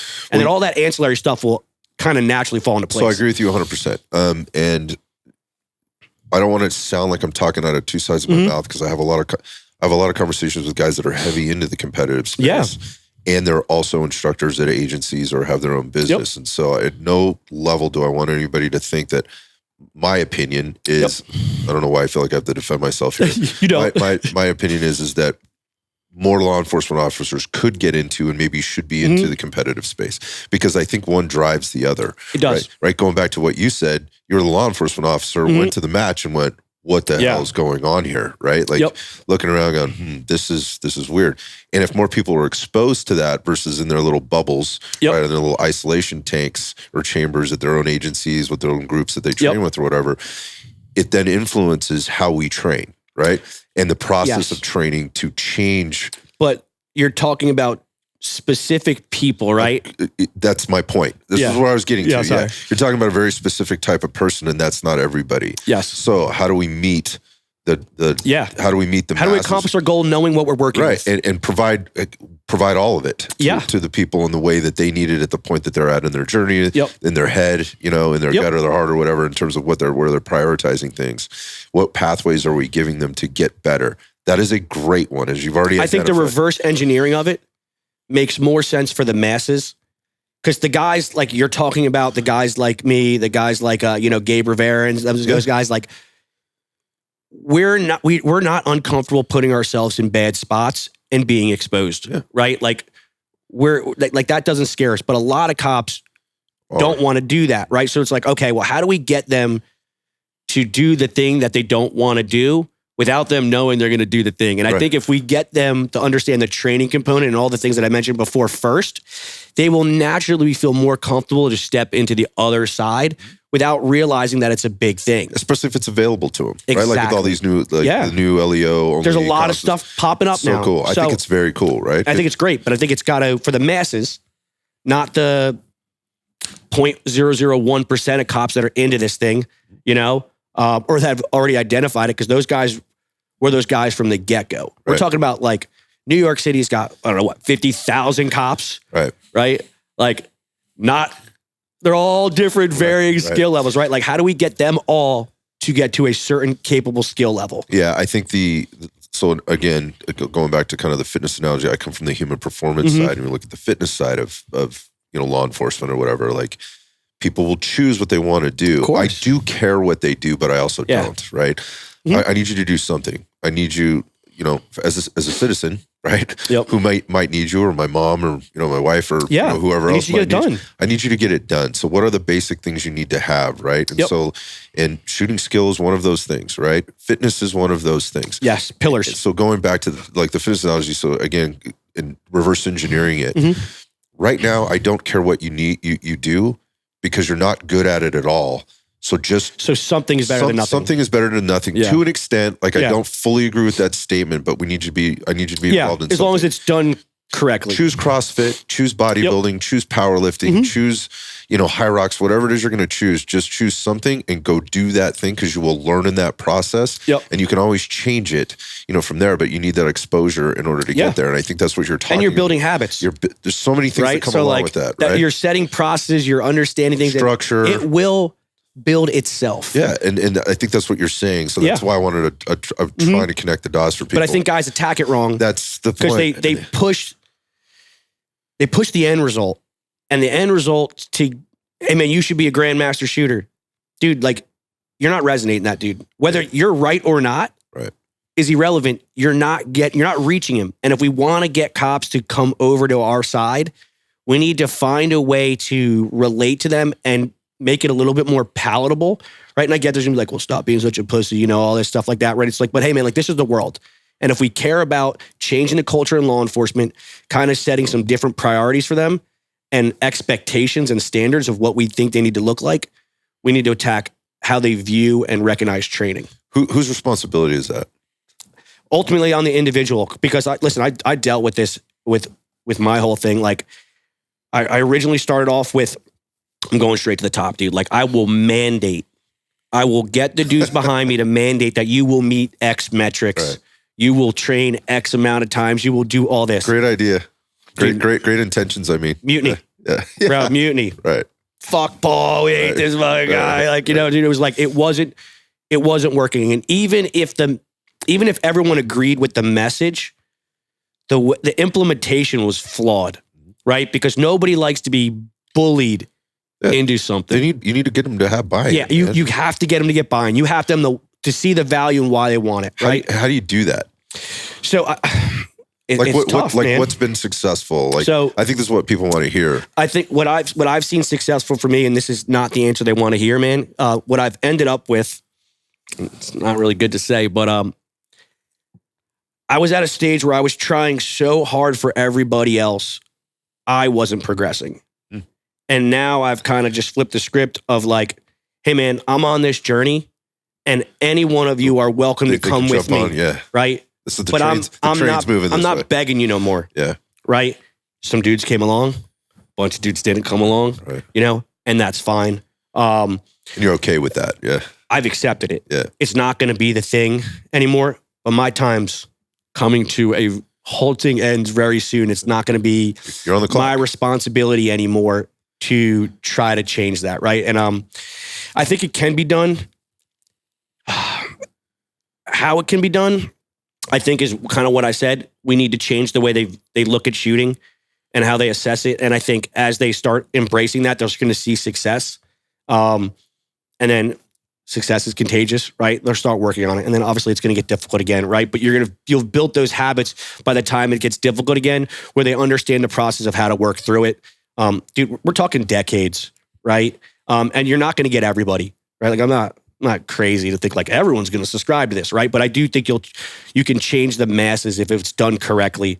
But it has to be done away. And like, I don't even care really about like the standards, right? Like, like the quals and stuff like that. Like, dude, you want to keep them. They're irrelevant. I think that's the problem. Yeah. It's not the singular problem. It's the problem because that's what everyone says success means. Correct. Right? To change stuff through attorney generals and things like that, like it's metrically, dude, it's a lot of work, right? So like when I was looking at stuff, it's like, okay, yeah, like we should raise the standard, right? But it's still like, say we raise the standard, right? And we use whatever arbitrary. Nobody's ever going to agree on that standard, by the way. Agreed. It's going to be, let's just say, perfect world, we raise the standard, everyone agrees on it. Well, how do we get them to meet the standard? Right? So it goes right back to we haven't addressed the problem. It goes right back to addressing the problem. So I think really the standard is tomorrow's problem. Change the culture of training, teach them how to properly train, teach them how to properly understand what's important about shooting, the specific cues, all the things we go over, right? Then as dudes start understanding shooting better, they'll be better shooters. We can raise the standard without it being so shocking, right? Because the last thing the department wants is to be like, hey man, half your officers don't have their guns anymore and they can't go on the road. Yeah. Right? Yes, that's exactly right. Like that's why they don't raise the standard. They need the bodies on the ground. That's the reality. And they know that they're covered liability-wise because they can be like, he passed the qual. She passed the qual. We're good. Right. Right? Guys that are into this mean like, that means nothing, But legally, we're does. Good. Yeah, we're good. Right? Yeah. So until you affect the culture and the guys are more accepting to it, and that trickles, I think, really from the bottom up, not from the top down. I agreed. I think it could happen, possibly. So I think it is happening in some places, right? So microcosms. Yes, for sure. In agency to agency or department to department, big and small. Yep. At least the conversations that I've had and the things that I get to, the privilege of being exposed to. And to your point, it starts at the bottom. Yep. It starts with somebody like you, right? Who's passionate, right? Driven. Also has a high emotional IQ. Like I'm not going to be upset about this. Yeah. Like I'm a little frustrated by it, but it's not going to change me, right? And it's not going to make me bitter about it. I'll think about it like, how can I deal with this a little bit differently? Yep. But it starts with one person, right? And them continue to drive to make it better, to have the I guess the energy to explore it a little bit and see how do you do that in your individual circumstance. So I think people look at this as like it's the same problem everywhere. Okay. From a high level, from a 30,000 foot view, it's what you said, like we need to get them to understand shooting better. It would fix a lot of the quote unquote problems that we have, all the way up to the standard at which we're measuring them by. That happens tomorrow. Yeah, exactly. Yeah. So what do I need to do today to get more people wanting to get better at shooting? Right? maybe getting them into a competition like it did for you, like maybe that's a thing. Yep. But it starts on the daily with who you're interacting with and pulling on one guy at a time. And to your point, that takes a very long time to do. There's a lot of things that need to be navigated there. And then there's always just like the individual that's training that wants to get better. There's that concept of individuality or the agency that you work for and the things that you're up against. How much ammo do you have, right? What do you not have? Is this a part-time thing or a full-time thing? There's all these individual circumstances. And my point in saying that is there is no one size fits all to this. Nope. So it is still very conceptual. And I think that's a tough thing for people to kind of swallow. There's a lens there of this purist mentality of like, it has to be done this specific way. And I really try to look at stuff logically when it comes to training, because like we all have the same goal in mind, right? Like we all want law enforcement to raise the standard. Maybe what that standard should be or how we go about it, we disagree, but we want the same thing, right? Mm-hmm. And just when I look at it from my training and my experience of dealing with, departments all over the place, right? Because I'm training tons of departments. So like I see the standards, right? Like I did a contract maybe a few months ago, and it was all their firearms instructors. And there was like some drastic skill discrepancies in that. And like that individual, a couple of these individuals are going to have to go, they're tasked with training people, right? And it's just like, that person's not jumping in a match, man. Like, I don't care how much you bully them, you do tough talk and all this stuff like that. Like, that's not accomplishing your mission, right? Regardless, if you hold the moral high ground and you're correct, how do we get this person who's already struggling so hard, who's now in charge of also teaching people, how do we just get them to just start moving forward in the right direction? Yeah, or get them out. Get them out. Find something else, which I don't think a lot of people outside the institution that are in this game, right, they're following this, understand how hard that is to do, which is going back. It's so important to bring those people in, because once they're in, they're in. Well, that's why I think to say that, it doesn't even come up, because I understand that, like, unless they do something like illegal or something like egregious, that, right? Or like aren't showing up to work and all these things, like poor performance is like not really a thing, It's a policy violation. Yeah, it's got to be some or you type broke of, the law. Yeah, exactly. Like being a low performer, as long as you're meeting the metrics, right? Which we've already established. Are low. Yep. Dude, you're not getting rid of a guy, unless they voluntarily leave. And I think I shouldn't say that, right? Like, this is why we talked about when I was talking about coming on the team, right? Like, there's a culture within the culture of like selecting the right guys and stuff like that. When you have selection processes like that, right? You can weed some of that stuff out before it starts, right? And certain firearms programs have very similar selection processes in certain places that I've seen, right? They want to select the right guy. So it can be done, right? But there's a lot of departments that they're unaware of this whole concept. Right. So now we have this cadre, and somebody somehow got an idea to bring me in, right? Or maybe it was through Walther or something like that. And then now I'm identifying these things and trying to help them do that, right? So that person's already there. Yeah, I think there's a couple of ways I've seen that too. And one is like, it's like this institutional guy who's been here for 20 years, right?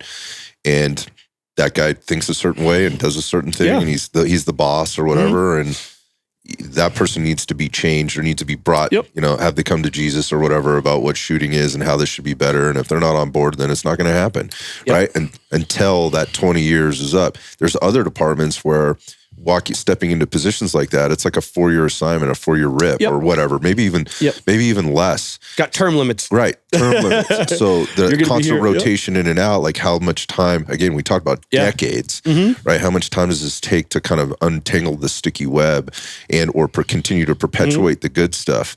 And I think that's good and bad too. Yeah, I know, right? I get it. You get a rock star, and you're like, hey, bro, we got to go. That's what I mean. Damn, bro, I was just building this machine. But then when you get a dud, you're like, well, you just got to wait a couple years and you're gone. That's what I'm talking about. That's what I'm talking about. And so, again, I think it's a tough... so I asked you, like, what's working and how do we make it better? I think the answer is there isn't really an answer for this right now. And I think people... trial and error right now. People need to accept that, which is then the next point. Yeah, and that is there needs to continually be pioneers or explorers in this to continue to push it. And that's a passion of mine, to connect with those explorers and people like that are not trying to solve the world's problems, right? They understand what the problems that exist and they'll identify those. And it doesn't, they look at it and they're like, we all want the same thing. Yeah.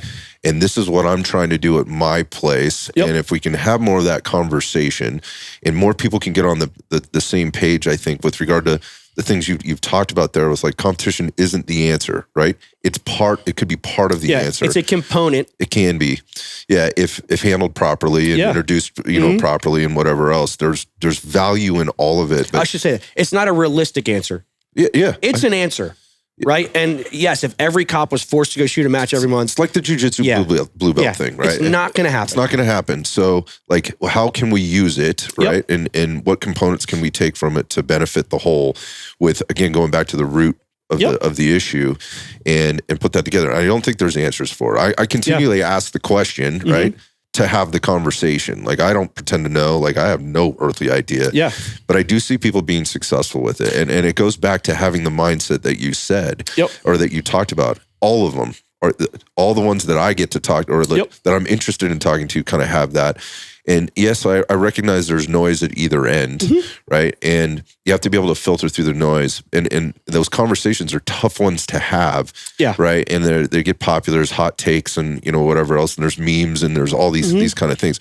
I actually think those are helpful because it stimulates conversation. That's it. I think that's the most important thing. That people recognize that there's not a one size fits all solution to this. So, okay, let's talk about it. Well, I think a lot of guys too, man. And I try not to do this. Like whenever I'm arguing for something or advocating for something, before I do it, I always try to play like devil's advocate with myself. Yeah. Right? Exactly. Like I always try to look at it from their lens. And that's usually kind of like my litmus test of like, hey man, am I on solid ground here? Right? Or is there holes here? I think a lot of guys, they look at their journey, right? And they're like, well, this is how I did this. So if you do this, it'll work for you. And for a particular type of person with a set amount of resources and a hell amount of a commitment, yes, that is a working model.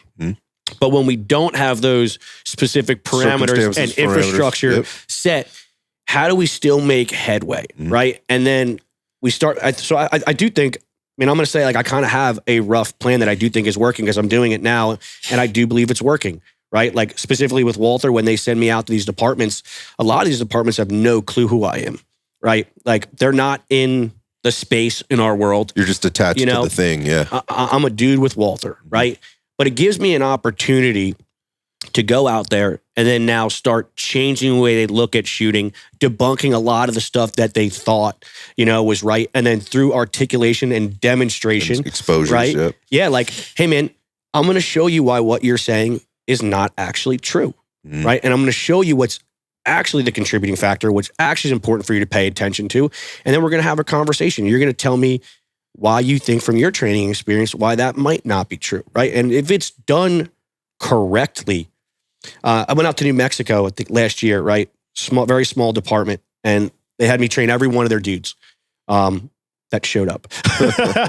A bunch did not show up. Interesting. I got paid for them all regardless. But another problem. Yeah, but once again, I'm not emotionally attached to it, bro. Like, don't show up. I don't care. Right? Nonetheless, before I went there, I got a warning. They were like, the guy that brought me in, he was like, hey man, like our like lead firearms guys are like going to have a real problem with what you're pushing. I'm like, hey man, don't worry about that. It's not my first rodeo. Yeah. Leave that up to me, man. Because I'm not going to come in and be like, you suck. Like, do it this way. Like the way I layer information and the way I demonstrate things and debunk things and then show specific things. Just leading the horse to water. It's non-confrontational and undeniable, right? By the end of that thing, those guys that they thought were going to hate me, they were like my best friends. They're like, bro, this is revolutionary. It's like, cool. Now I need you to work on it and start trying to infect the rest of the guys. Can we dissect that a little bit? Sure. Just with regard to, okay, going in and they're not buying. So that's a broad statement. They're not going to buy into what you're pushing, right? Or what you're doing. And then what you're talking about is like, I'm not going to come in here and tell them everything they're doing wrong. I'm just, what are the things? Like, tell me what are the things that they think, what are the truths that they don't understand? So just like what actually causes missed rounds, right? Dude, like, sorry, I don't mean to jump in here, but this is a conversation that I've been having lately with regard to that. Like, what is their actual understanding of the thing that they have and how to use the thing? Yeah. And it's shocking You know, I think particularly to people that are walking into these situations, what they do not know, or more specifically, what they don't know, and then deeper, what they don't understand if they don't know. So I think the problem is because I fell victim to this too. So like when I got into the department training scene, right? Senior instructors impart knowledge on you. You go to courses. They're similarly aligned with what those guys are saying because that's where they got it from, them. Yep, right? Yep. So we're just kind of going around this circle, and you don't know any better, and you make assumptions that this is the way to do business, right? And then maybe you have a couple isolated instances that actually proves this, right? But it's a very small data set. You know, it's confirmation it's not really, bias. Yeah, like it's not really looking at the whole picture. And tactics fall a lot into this, but like, you know, it's easy to fall victim to it, right? So like, I'm not knocking these guys. I fell victim to it, which is me being me and just like always questing to look for something. That mentality allows you, and then the open-mindedness of like accepting information allows you to accept new information, process it, unpack it. And there's a lot of new information that I accepted in, and then through my own training and experience, it popped up later. Well, debunked it. I was like, that's not viable. Got it. You know? So like, oh, I think there's something here. Let me check this out. Dude, 4 months later, I'm like, nope, not a viable option. Right? I didn't waste 4 months. I just made myself more educated on why these particular things aren't going to be a viable option for what the end goal is. Right? So like when you talk about, so like one of the biggest things, like guys lose their minds about this when I say this, but I believe it wholeheartedly, is like trigger press. Okay. Right? One of the biggest problems in how we teach firearms training is we introduce, you know, trigger manipulation very early on. Yeah. And the reason why we do it is because it's a really easy way to get you to pass the qual without having to have an understanding of shooting, right? If we can remove slack from the trigger, you can hold the sight stable enough, you can get it in the Coke bottle. Okay, I see where you're going with this. So you went a different direction than I thought you were going to go, I think. Yep. Do you want me to go somewhere else? Keep going. No, keep going. Okay. I was like, okay, you're going to upset people with what you're about to say. But because there's a lot of high-level dudes that subscribe to this, right? And I think what they're missing is, I'm not saying it's not important, but I think we need to look at the lens of who we are teaching. And where does it come in? And how do we train guys? And it's easier to work the other way than backwards, right? So a lot of guys, especially like high-level competitors, like everything is trigger press. And we're talking about high-level execution mode, on demand. Like all those things are contributing factors that will assist you in doing the thing that you're trying to do. Understood. I'm not arguing that, right? When you introduce that too early with new shooters and cops primarily, what you do is you underdevelop their grip, right? So now, yes, they can hold the gun in a manner that's consistent enough with this gingerly trigger press where they don't disrupt the sights. Well, if you look at body cam footage, right, you don't even have to be in shootings, just look at them. Is that the way the trigger is pressed? No, absolutely not. No, right? So like, I'm not telling guys, like a lot of the stuff like we do in my class is teaching you how to train, right? Teaching you understanding like how we want to prioritize stuff. And we're always trying to make it harder. So one of the analogies I use is like, hey man, every time we come to range, it's a bank account. I'm looking to deposit money into that bank account, right? Listen, I hope I never have to withdraw. I hope I just collect money. But right? We're focused on the withdrawal. Yeah, right. And then the problem is like you haven't deposited enough money and you're bouncing checks. It's a great analogy. Right? So I think a lot of guys, they look at this, they want to tie real life and training together, right? And they try to make it really chaotic. Scenario based. Yeah. And what I want to do is I want to make training very simple and I want to make it very difficult, right? So yes, trigger press is a great way to increase your success rate for execution mode.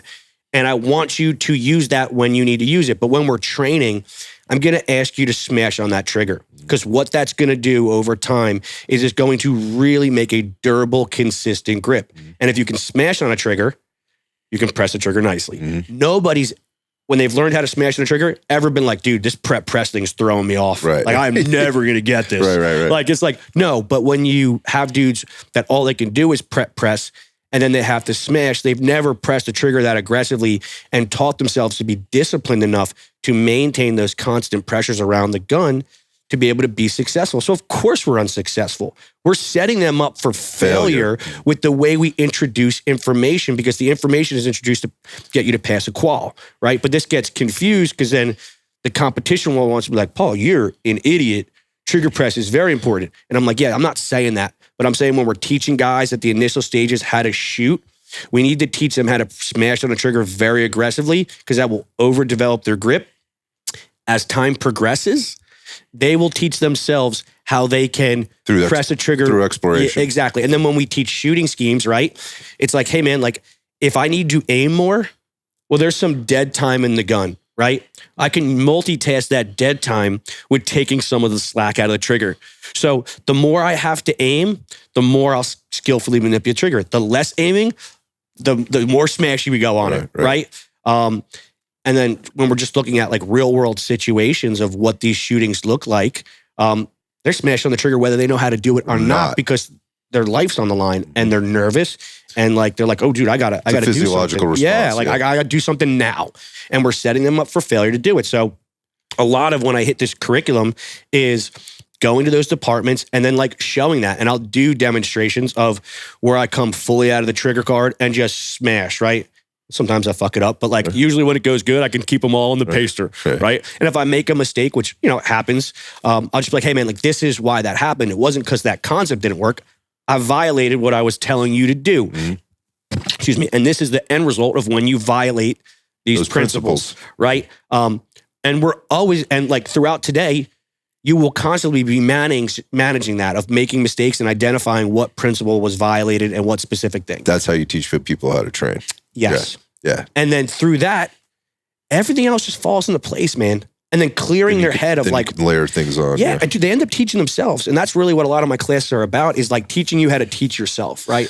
Yeah. You got to allow them to shoot their guns, man. Yeah. And explore and try stuff. And I'm not trying to make clones of me, right? I think a lot of dudes are like, this is the way I hold a gun, so you should hold a gun. It's like, nah, man, I've been around long enough and I've been exposed to, you know, some of the world's best shooters. And one thing that I found with them is they all do stuff technique-wise a little bit different. What's not different are the principles, right? So Eric Raffel, you're familiar with him, right? Of course. His support hand, if I'm correct, he has 1 or 2 fingers in front of the trigger guard, right? That is something statistically is not common, right?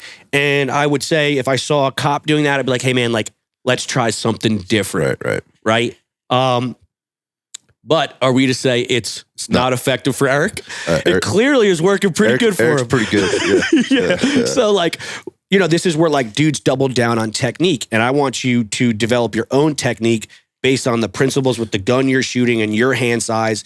And all that really matters is like, hey man, we create a durable, consistent grip that we're able to maintain throughout aggressive shot strings. If we can do that, as long as it's not unsafe, I don't care what it looks like. Yeah, it's a testing the limits at first. But you have to explore with that, because how do we figure that out? And we can reverse engineer this. Yeah. Like I purposely won't show how I grip a pistol probably till the afternoon in class. And that's like all most people want to see. They're like, hey dude, how are you doing it? I'm like, that is irrelevant how I do it. I will show you at some point, but I don't want to show you right now. We're just going to talk about grip. Yeah, because I don't want you just automatically trying to copy me, because that's not necessarily going to lead you to success. Maybe some of you it will work, but I'd rather you understand these principles, because, dude, as my shooting journey's evolved, my grip microly changes with different things, right? Because you're always questing to like... By the way, what are they holding in their hand? Exactly, right? And listen, every gun is different too. That's what I mean. Right? Like shooting a Glock 19 and shooting a steel frame PDP, bro, like those pressures are different, right? And if you're going to tell me they're not, you're a liar, right? Because I shoot both guns. Or you just don't understand. Yeah, or you don't understand, right?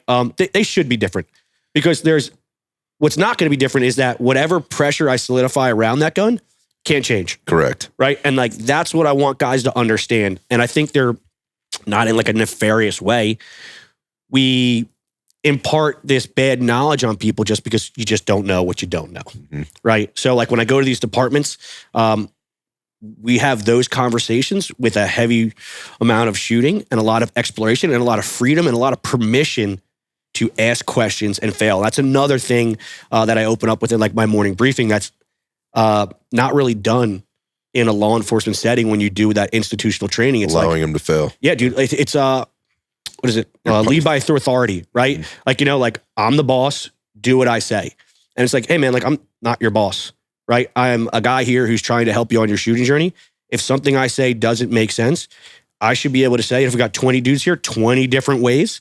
Because if I understand the information, I don't need to use this coined verbatim that I use, right? And it's like, well, if you don't get that, then you're bad. I actually think if you're doing that, it just shows your lack of understanding of really what that concept is. Now, do I have specific ways I like to say things initially? Yes, because there are ways that I found for the masses they can conceptualize and understand. I get that. But when that dude doesn't understand you also have I'm going to say it a different way. You have another way, right? You know, that comes through experience. And again, like there's an outline, right? It's not a word for word verbatim curriculum. Yeah, there's an outline of things we need, concepts and that only comes through teaching experience. Yeah, right. Like you don't get that from being a competitor, right? Conveying information is a separate skill in itself, and being able to assess and help people, you know, takes practice, dude. Yeah, like you have to do the teaching thing to get that, right? Like no amount of major matches that you win are going to make you good at that thing, right? That's the common thread lately. People are starting to identify that, and it's not that they don't know how to do the thing, you know, like you do the thing better than I do the thing, right? But can you get people to do that thing better than I can? That's the difference. Can you help them get better? Yeah. Which is can you get your knowledge, what you know? And a lot of these guys, they're so talented, right?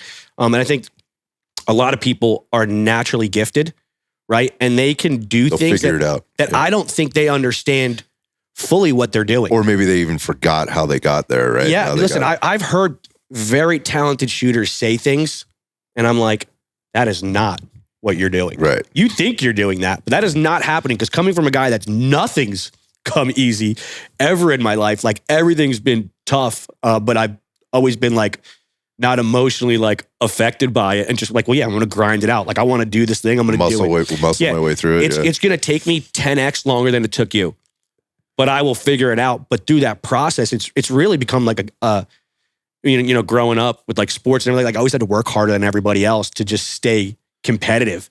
But it's become like the best thing that ever happened to me, right? Because through those trials and tribulations, I really have to understand what the specific things are that contributed to success or didn't success. I think a lot of like naturally gifted people pick up stuff and they just do stuff. But by that happening, just like it just naturally happens for them, they don't understand all the little micro components that were present to make that work, right? And that's important for when we're trying to pass knowledge on. So since I'm not talented, I think I'm very good at finding those little key cues and specific things and passing that on to people, because I needed to do it for myself, right? So it's almost like it sucks growing up that way, but it was like, it just became a way of life, and it's become really good for instructing. I think, you know, the way that kind of appears in my head, like visually or, you know, with words, because words are important, is are you shooting or are you training today? And like, what are we doing? One thing can be very specifically defined and the other thing is very broad. It's like, are you fitnessing or are you training today? Yeah. If I asked you what your workout was going to be today, you could tell me exactly what you were going to do out there, how many reps, how many sets, you know what your weights are, your loads, you know, your rest times and all that kind of stuff. That's training, is practicing. Well, I mean, take bench press, right? Yeah. Are you throwing the weight around or are you keeping it time under tension? And, right? How much weight are we putting on the bar? What are we doing here? Yeah. How long are we going to spend doing this? You know, what other things do we also have to get done? What else is important today? Yeah. That's training. It's like, again, fitnessing or training, right? And training really can be brought down to you're practicing something. What are you practicing? What are you working on? It's got to be... But you have to understand what those things are. Yeah, and I fell victim to that, because when I ran the range, man, like ammo wasn't a thing. I shot roughly 400 rounds a day, 5 days a week for 7 years. I should be really good, right? Like, but I wasn't. I got a little bit better because you're holding the gun more, you're doing the things right. But like, I was very result oriented, right? So like there would be specific drills that we would shoot.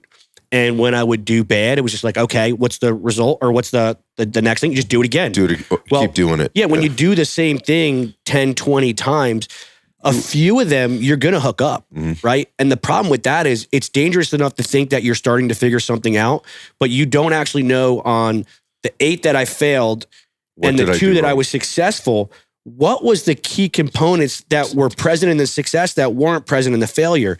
And I didn't understand shooting enough to even look for those things. And I think that's statistically where we're at in law enforcement. Yeah. Right. This circles back to the question, like, how do we get better? And you that was the kind of the wrap up statement, I think, in that we need to people need to understand that these basic principles and fundamentals in a different way. Attack that. And the delivery of that information, the order in which it's done, obviously the affect that you have while you're doing that, and what you're bringing to the table in terms of energy, how you focus that, or it gets misdirected is extraordinarily important. It's not for everybody.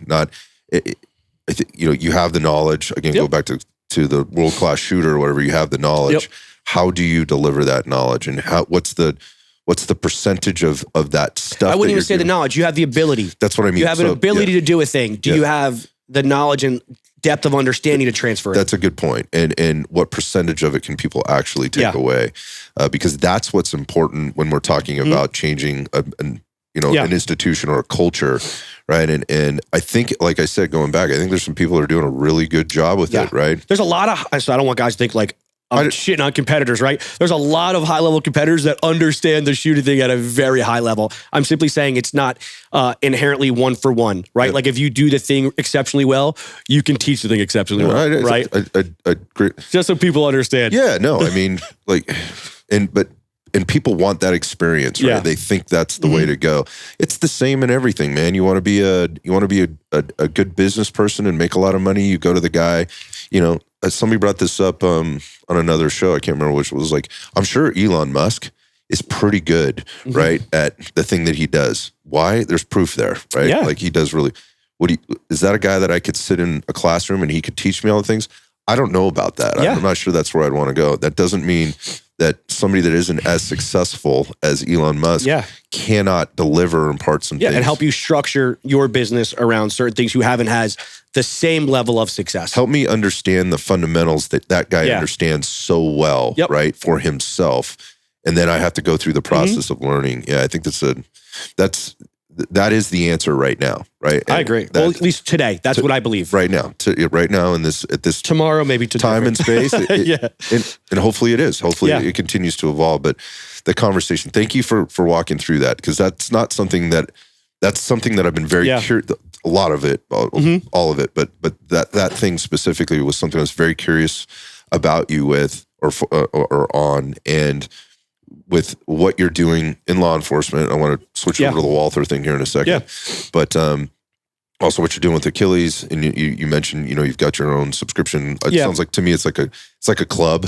It's evolved into a training group of a bunch of motivated dudes. Cool. And it's a very small little microcosm things.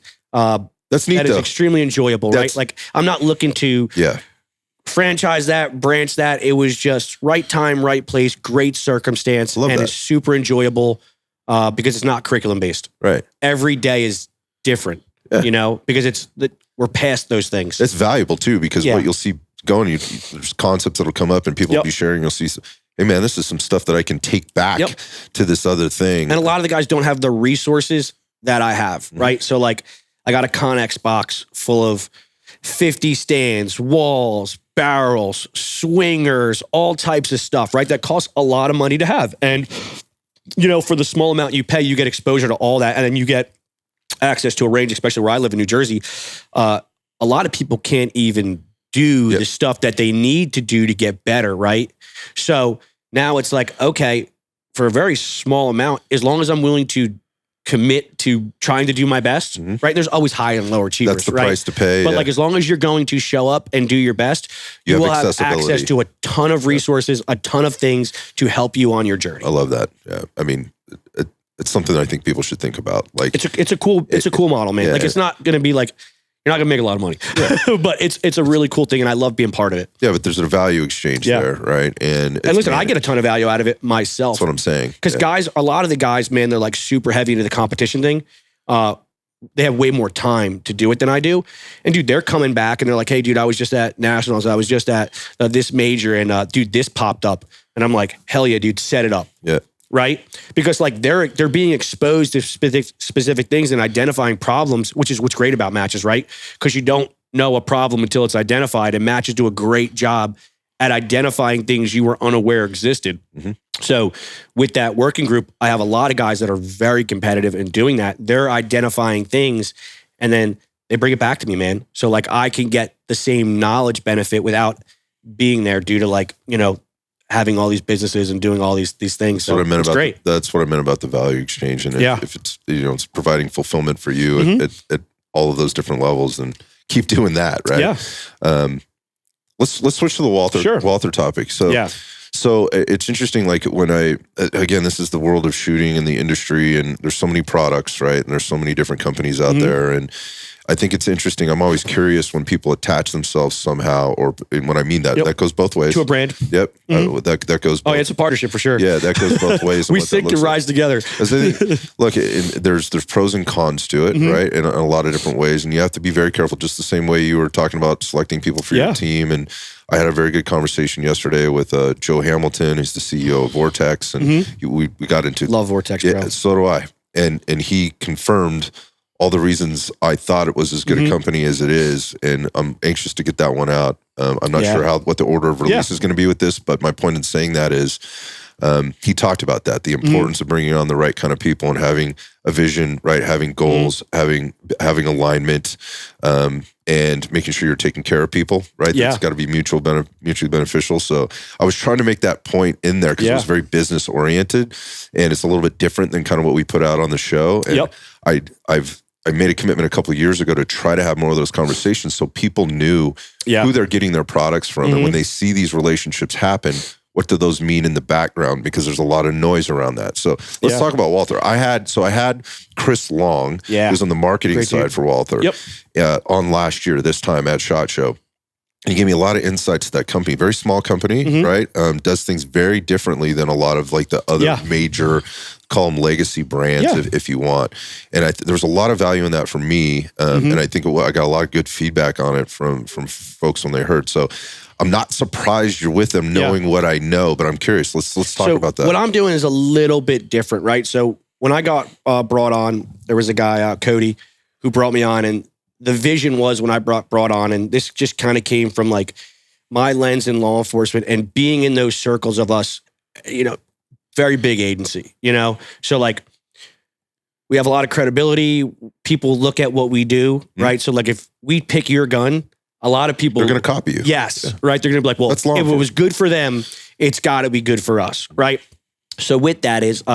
obviously brands cater to us, right? And they throw these training packages in, right? Hey, you buy our gun, we're going to give you this training package. Yeah, there's the service piece that comes along with it, right? The problem is, from my experience, and with a lot of different guns, because we've switched different guns, all different types of brands and different things over my career, the cadres were never really that knowledgeable in what I believe we need for shooting, right? So at the current time, Walther wasn't really offering that training to the LE side, right? They'd sell you the gun, but they didn't offer you a training package. They weren't sending instructors out. It's just the product. To just the product. And I shouldn't say they didn't training. They were doing like armoring packages and stuff like that, but they weren't providing you like transition courses and different things like that. So I got on to Walther, and I was talking to the guy who was running marketing at that time. And the vision was like, hey man, like what if we actually provided like quality training at no cost to these agencies that buy our gun, right? Because what happens is, take a department like mine, we go to Glock, Glock sends us some FUDs, and I've been part of many of these trainings. It's completely worthless. And you got to put 1,000, 2,000, however many officers through it. So usually it's train the trainer, right? So like they're not going to train every guy, right? But they have to pass that down. They have to pass it down, right? So not only did we not make our train the trainers any better, possibly confuse them, but some of the stuff has been so bad where even the lower instructors were able to identify that was worthless, right? Okay. So what's that do? We have to go pay big money to bring in an outside guy to fix our problem. Kind of put us on the right track, right? So then we call X, Y, and Z company. They come in. It's not cheap. Right. They do the train the trainer over again, right? And then now we have a better structure and framework now to do our transition or whatever that is. But it's like, and turning that ship takes a long time to do, man. Right? I mean, that transition happened in a year, right? And then you had to go find out get that other third party to come in, and then that takes a year to get through. Everybody through. So it takes it's a long time. Yeah. So the goal was like, hey man, I think there's an opportunity here where Walther can capitalize on this And I hope dudes hear this, other companies, and I hope they copy it, right? I want them to copy it. To this date, I don't know of any other, and I could be wrong, right? I don't know every company.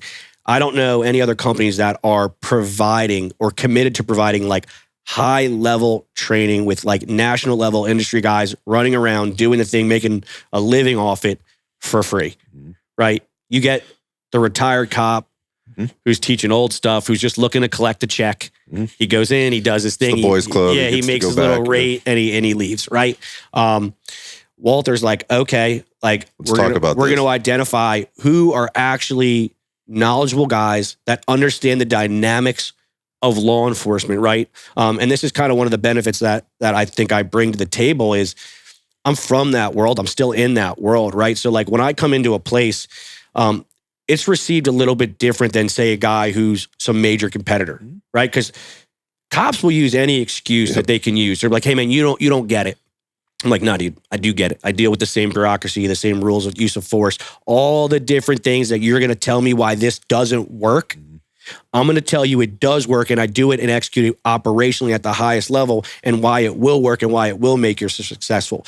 You can't use your same talking points to somebody that doesn't know the law enforcement culture and space, but has a plethora of knowledge in shooting, but they shut them off because they're like, he's not one of us. Right. So now I'm going to take that same type of information that guy's going to give you, and unjustly he will be shut off because of the culture, right? Not everywhere, but sometimes will be shut off. And then being from that culture and understanding it, I can speak better than, a guy like that to why this actually works and is apples to apples, and what this specific cue is done and where it will present itself, and why we want to understand shooting schemes for specific operational applications and specific things where this will present itself, where it's imperative that you understand it, where you need to shoot sooner and we need to use less visual confirmation, right? All these things that you see happen in shooting already, they're just unaware that it's happening. Like they're like, oh yeah, I mean, yeah, dude, you were shooting with very low confirmation and you were shooting predictively. You just had no clue that was happening. You didn't even know that. You don't even know that was present, right? But now we're going to talk about it. We're going to quantify it.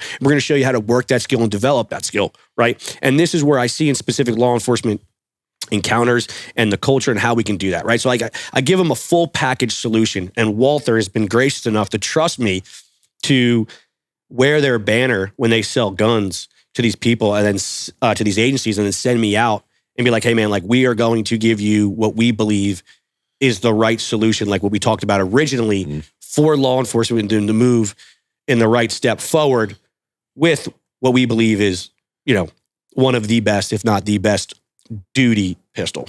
So the interesting part about that is how the industry is influencing that, right? The outside people, and how that drives that innovation, which is what this is. Like this is innovative in a sense. Like there may be other gun companies that do that. Maybe I don't know. Heard you say that. But the industry, right, that has the money, right, that doesn't work under the same constraints, right, in terms of changing something or making something happen, red tape, whatever it happens to be, is influencing or can influence, is the opportunity to influence all the things that we've talked about for however long we've been talking about it from the outside in, just like a third-party instructor can come in, but now it's attached to... and you're going to save, let's be real, those 5-day contracts are $40,000. That's music to obviously... So hey, dude, my gun may be $20, $30 more per gun, right? Not only is it a better gun, I'm going to give you a $40,000 training package for free. And we're going to eat that bill because we're committed to providing you the proper skills and the proper tools. Yeah, and you're influencing the instructor group, the cadre group. And selfishly for me, this supports my mission. Right. It's like, yeah, dude, put me in more departments, dude. Send me everywhere. I want to just infect that like a good disease. How's that going? It's going great, dude. Yeah. Going great. Now, obviously not. So another thing we did, this is crazy. Nobody's doing this. So we identified that it's not plausible that every department that buys a gun, they can afford to send me out to. Okay. Right? So you have a 10-man department in Oklahoma. Or wherever. And I'm in New Jersey. Yeah. Right? You bought 10 guns. The margins on guns, believe it or not, are not great. I was very shocked about that. Not at that level. Yeah. Right? I thought there would be a lot more money being made. They're not making a lot of money on a gun. Selling is futures, Yes. Yeah. Yep. So they would lose money, like a lot more money if they sent me out to that, right? So we're like, okay, so how do we not just make it look like only these state agencies, large departments, like we will take care of you, but the 10-man department, right? Like they don't get the whole thing. Yeah, dude, like we don't really care if you buy 10 guns. Well, Walter's like, no, man, like we're going to treat everybody the same. Company, going back to my conversation about Vortex, this is what I learned from Chris. Yeah, so what we're doing is, yes, we're not going to send Paul out to you for buying 10 guns. What we are going to do is I have given them spots in all my classes across the country. You will be able to send 2 instructors for free to any one of Paul's courses. Right now, there may be a little extra cost. You might have to travel an extra state. Right, like we're not paying your travel. It's got to be an investment here. Yeah. Yep. There's a little give and take. But since you are a small department, man, if you cover your officer's travel, Walther is going to let you put 2 of your guys in Paul's class. Right, and most likely, if you're a 10-man department, you only got 1 or 2 firearms instructors that are facilitating that. That training anyway, right? So, and you're teaching all the time everywhere. Yeah, and we're all over the place, right? So like, yeah, dude, it may not line up exactly when you want it, but at some point I'm going to be regionally a state or 2 from you. Right.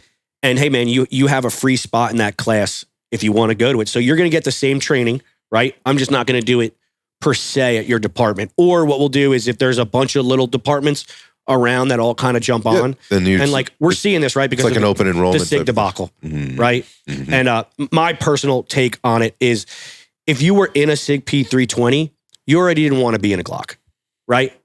Because like Glock gives the best deals, right?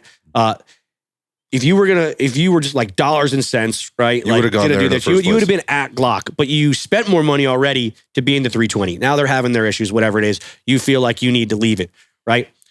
There isn't a lot of alternatives. If you don't want Glock. Right. So it's Smith & Wesson or Walther. All 4 of them, 320's got issues, but like between in terms of the competitive pricing and they're all pretty similar, right? And they're all good guns. You're not stepping up to staccato range, which is 4K. Right. But I'd argue if you have that kind of money, we got an option for you. We got steel frame PDPs, man. Right. Like I feel like those guns compete on those levels and they're still half the price. Right. And I'm not knocking on staccato at all, but like I believe that we have a product that if you got disposable income, and I'm doing a contract down in Sarasota, Florida, right? Their whole SWAT team, they got the regular PDPs for the department, the sheriff's department, and then the SWAT guys all got steel frames. Okay. Right? Because they had that extra disposable income to do that. Right. And some departments do that. So like, I think the extra stuff with a 2011, there's another layer there that makes it more labor intensive for departments that historically are not the best, right? Like you're not getting the most qualified, like every agency doesn't have the most qualified armors in maintenance cycles and things like that. True statement. And like, these are things that you got to be cognizant of. And that's not a knock on any gun company, right? It's just what a realism of like, it's like buying a Ferrari, man. Exactly, dude. That thing's going to be in the shop. You buy a Ferrari, that's great. And then now you bring it to Miteke, it's like, yeah, dude, that's probably not going to work out. I think Miteke does brakes, but whatever the hell, whatever it does. Some like, Jiffy Lube that you bring it in, like, no, man, you got to bring that to the Ferrari. There's specific things that need to be done for that vehicle, right? And like those higher end 2011 platforms, from my experience, they're a little bit more temperamental. They need a little bit more diligence. And I can tell you, as I was one of the armors for our agency, man, like to tell you many times I pull out guns and do like, when we had SIGs, we had the 226s, like you pull the hammer back and dude, there's just like lint and crap. It's just like, bro, I don't even know how you got this much crap in there and didn't recognize it, right? Like that gives me anxiety even thinking about it. I see those pictures and I'm like, what? It's the reality of law enforcement, right? So knowing that you're buying a specific platform for a department, like they all exist in every department, right? And yet we could talk about and say like, hey, Bill, like that's on them. Dude, I agree with you, but we know that's going to happen. So we're like, my shtick is like, yep, if you want a higher performing gun, we have a higher performing gun, right? That will give you more performance metrics out of it. It's at a lower price point, and it'll have the same reliability and durability as a polyframed striker pistol, right? So we have a lot of options. I don't think we do a good job at letting people know how good our product is, but like when I go out and do demos, one of the things that I always ask for is like, hey man, whatever gun you're looking at, I want you to bring, if you can, there. The sales pitch is shoot them both side by side. I've yet to find somebody that didn't like our gun, right? That could do it side by side. Now, if you go shoot some gun a month ago, and then you shoot ours, bro, you're not feeling the differences. You're not remembering it. Most guys, because they're not that in tuned with shooting. That's right. Again, that's the fundamental. So they're just like, I don't know, it's all the same. Right. But like, I've yet to see somebody put our gun up versus a comparable striker fired gun, like a performance metric. You know, and be like, hey man, like, what is easier? I'm talking like no training, right? And where I really see the Walther excel due to the ergonomics and the trigger, which is just amazing out of the box. Even our worst trigger is great. Bad shooters do really well. Right. Like good shooters are going to shoot any gun fairly well because they understand what they have to accomplish to get the bullets to go where they want to go. If we're trying to, you know, we're trying to change the trajectory of that learning curve, right? Or at least the velocity of it. We can help them with a little bit of technology to make that a little bit easier, and due to the ergonomics of that platform. Confidence goes a long way, man. I don't think it's a bad thing because we're not sacrificing reliability, right? Or performance or any of that stuff, right? If we had to sacrifice that, I'd be like, you know, like that's a slippery slope of where that could, you know, poke its head out, you know? But I'm not asking you to sacrifice any capabilities or quality or anything or service. I'm just going to give you an easier shooting gun. Yeah. In my opinion, it's completely biased, obviously. Now, how long has this been with you and Walther? So we're in our second year. Okay. So it's fairly new. I mean, a lot of people don't even know it exists, you know, which would be great to get this out for departments that are looking for that, man. But yeah, it's very, very new. I want the word to get out. I want people to see it like, hey man, like we're providing a fully encompassed quality package, you know, quality firearm, quality training. You're going to save so much money by doing that. Yes, our gun might be a couple bucks more, but what you're getting in the overall service and quality of overall package is, you know, 10x what you would buy from somebody else. I can appreciate that. Completely biased opinion. Yeah, I get it, man. Like, you know? Everybody's got one. Yeah, so, yeah. Like I'll at least acknowledge it. Certainly entitled to yours. I'll at least acknowledge it. Be honest about it, right? Yeah, no, I'm here for it, man. I think, you know, and that's what makes the world go round. And people need options. And again, there is no one size fits all. And you know, to your point, there's a little bit of a communication thing there that needs to happen. And that's why we're here. So like you got it out there. But big on them for even trusting this wazoo idea. And this is where we talk about like leadership with like in law enforcement, like always having people above me, trust me that like these ideas made sense. And a lot of that comes on me, make sure I'm facilitating and articulating and why this makes sense, right? Well, you got skin in the game. So, but like, dude, it was like, they didn't have to do it. You know, like they're not hurting to like sell guns. Like, you know, like they don't need to add this extra metric, and they really don't, I don't think they gain much from it except investing back into the community that they want to sell guns to. So it's not a monetary thing. It's an emotional, like support, caring thing of like, we're going to do the right thing for you. And it's going to cost us some money, you know, but we think this is a good idea and we want to see the overall performance of law enforcement increase, and we'll eat a little crow to send Paul out there to make you better. Yeah, I think, this comes back to like, again, legacy brands. I mean, you mentioned SIG. I mean, that's like people learned a lot of things. They're learning a lot of things right now. And I think more than ever, I say this a lot, people want to know who they're getting their stuff from. Yeah. And they want a relationship from it. And yes, there are economics involved in this. So if you want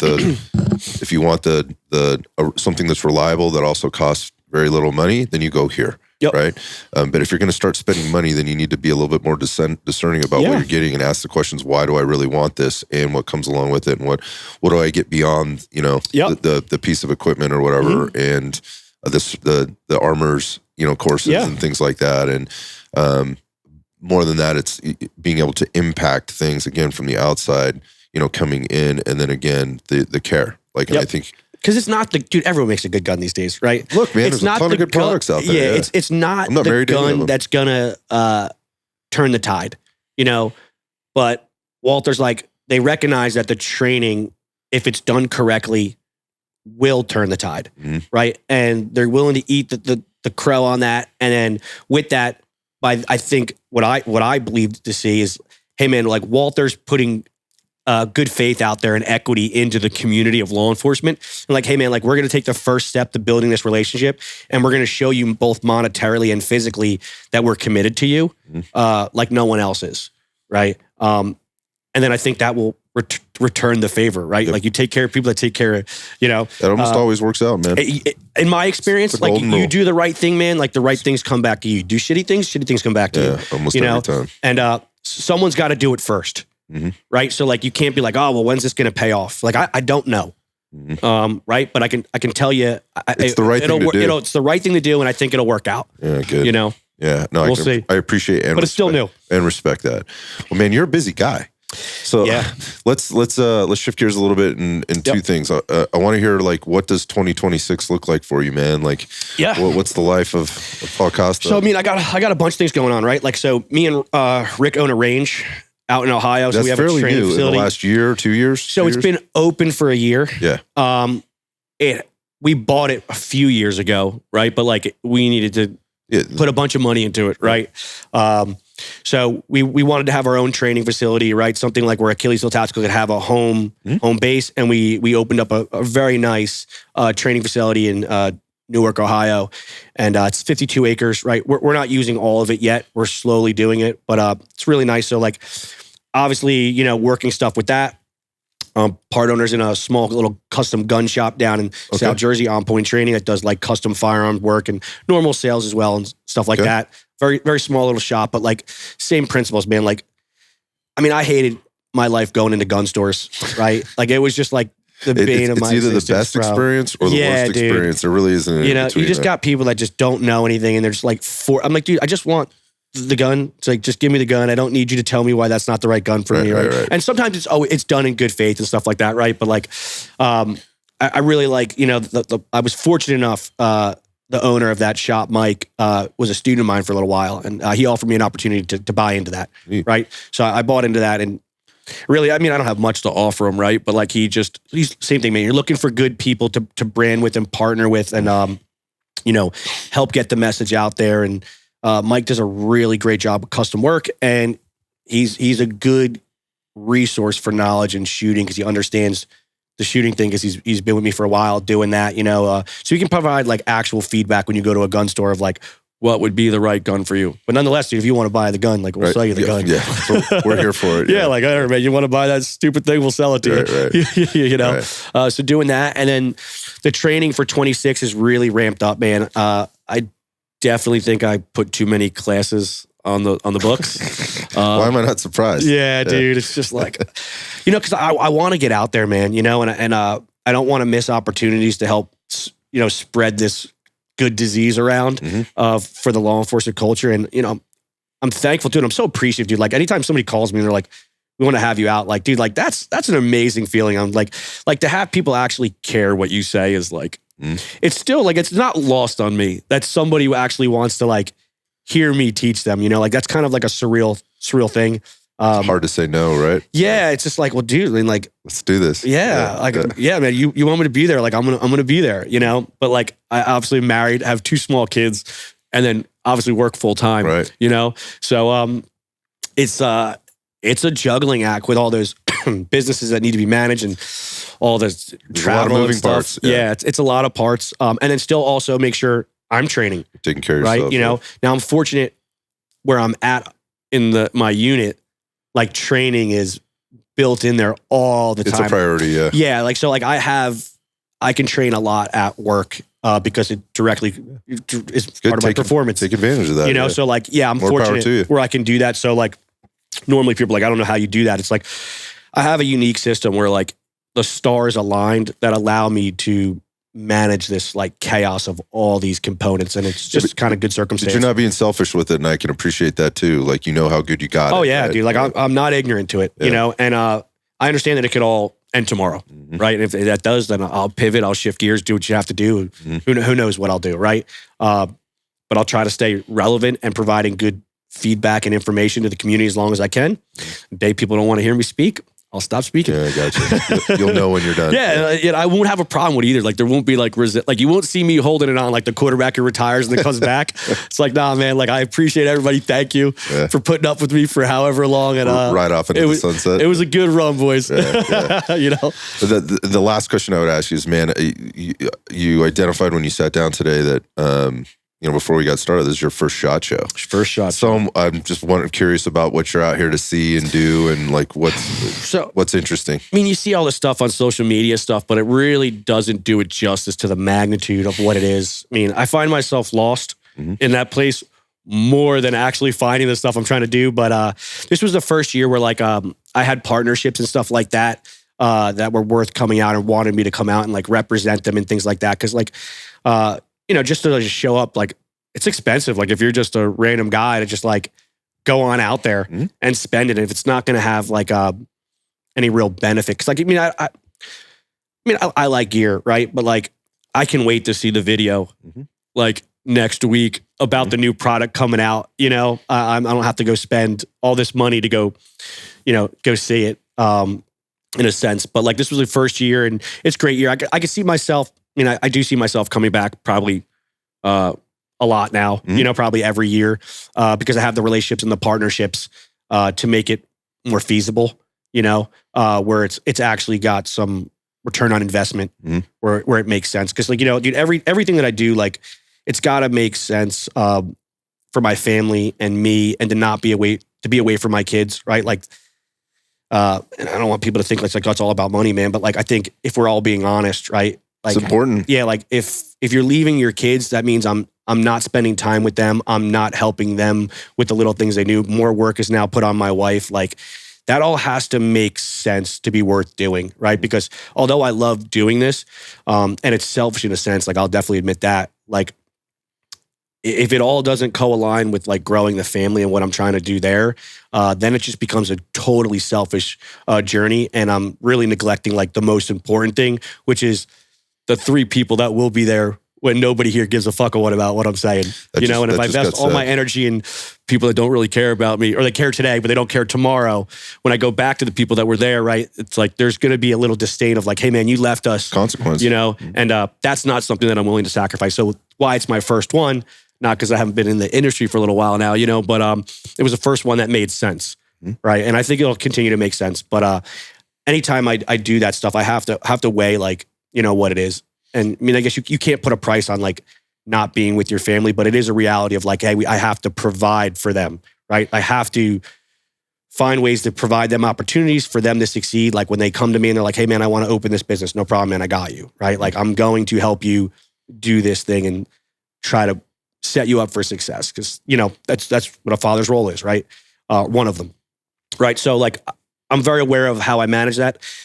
I don't think I do a great job at it, but I'm doing my best. It's a work in progress. I think it always is. No, I can appreciate the sentiments. Actually, I had somebody sitting on the couch the other day in an interview who said very much the same thing at the end of the day. Like, who are we really doing this for? And it does have to be a little bit selfish, but and when I hear that word doesn't sound good. Yeah. But at the same time, like if you're not working on yourself, right, and to be a better provider and learn and keep the brain sharp and the mind sharp and feel fulfilled and get joy out of what you're doing, while also chasing wealth, right? Yep. That can also be a negative. Yeah, that can sound a certain way. Yep. But for the reasons that you're doing it, what is it attached to at the end of the day? You said family. Yeah, providing structure and safety and security for my 2 young boys and for my wife, right? Like to make sure that's there. I mean, that has to happen, man. I think we're lying. If like a lot of guys, I think it's easily lost. Yeah, man. And I think a lot of guys too want to pretend like it's not a business. It's like, no, it is a business, right? Like nobody. I mean, very few guys probably in the industry can afford to go run around and do this for free for everybody, right? Like you try to do the best you can but like every minute that I give to somebody else for free is a minute I don't give to my 2 sons to help raise them and structure them correctly to grow to be strong young men, right? Like that's worth something, right? And that's where like the selfish thing comes in, because if you invest too much time in other people and not enough time in, your family, the most important thing, like dude, that has catastrophic later on effects, right? And that's why you have to manage that. Like what's that time's worth something. Can't get that back, right? So if it's not helping me building and keeping them successful, then it does become extremely selfish, where it's like, not only am I not helping you guys protect you and safeguard you and then build, a structure around you guys to be able to have freedoms to do what you want to do. Now I'm just selfishly indulging in my own way of just like trying to be relevant and popular and go to these things, and it's not helping you at all. Like the day that happens, the day this is done. Like, so like that's always in the back of my mind of like leveraging how that works. And it's a tough balance. It is. You mentioned that word at the beginning. And always spinning plates and trying to find that. I think it parallels the training side of this too for, again, the theme on the law enforcement training and helping people get better and how much time you're putting into chasing competitions and classing up and things like that. And what is this really for at the end of the day? What's not getting addressed here? What isn't getting addressed, and what are the consequences of that? Maybe not today. Yeah. I mean, they're way later on the road. The problem is when they poke their head out, it's too late. Yeah. Right. Like you've put scars there that they don't easily erase. Yeah. Catastrophic. Yeah, exactly. I've been there. I've made mistakes. Yep. I've made mistakes. Had to get that stuff figured out. Yeah. I learned from it all. Right. Well, that's the goal, right? If I could go back, like regrets, yeah, there's a few. But at the same time, like I learned from all of those and try to handle.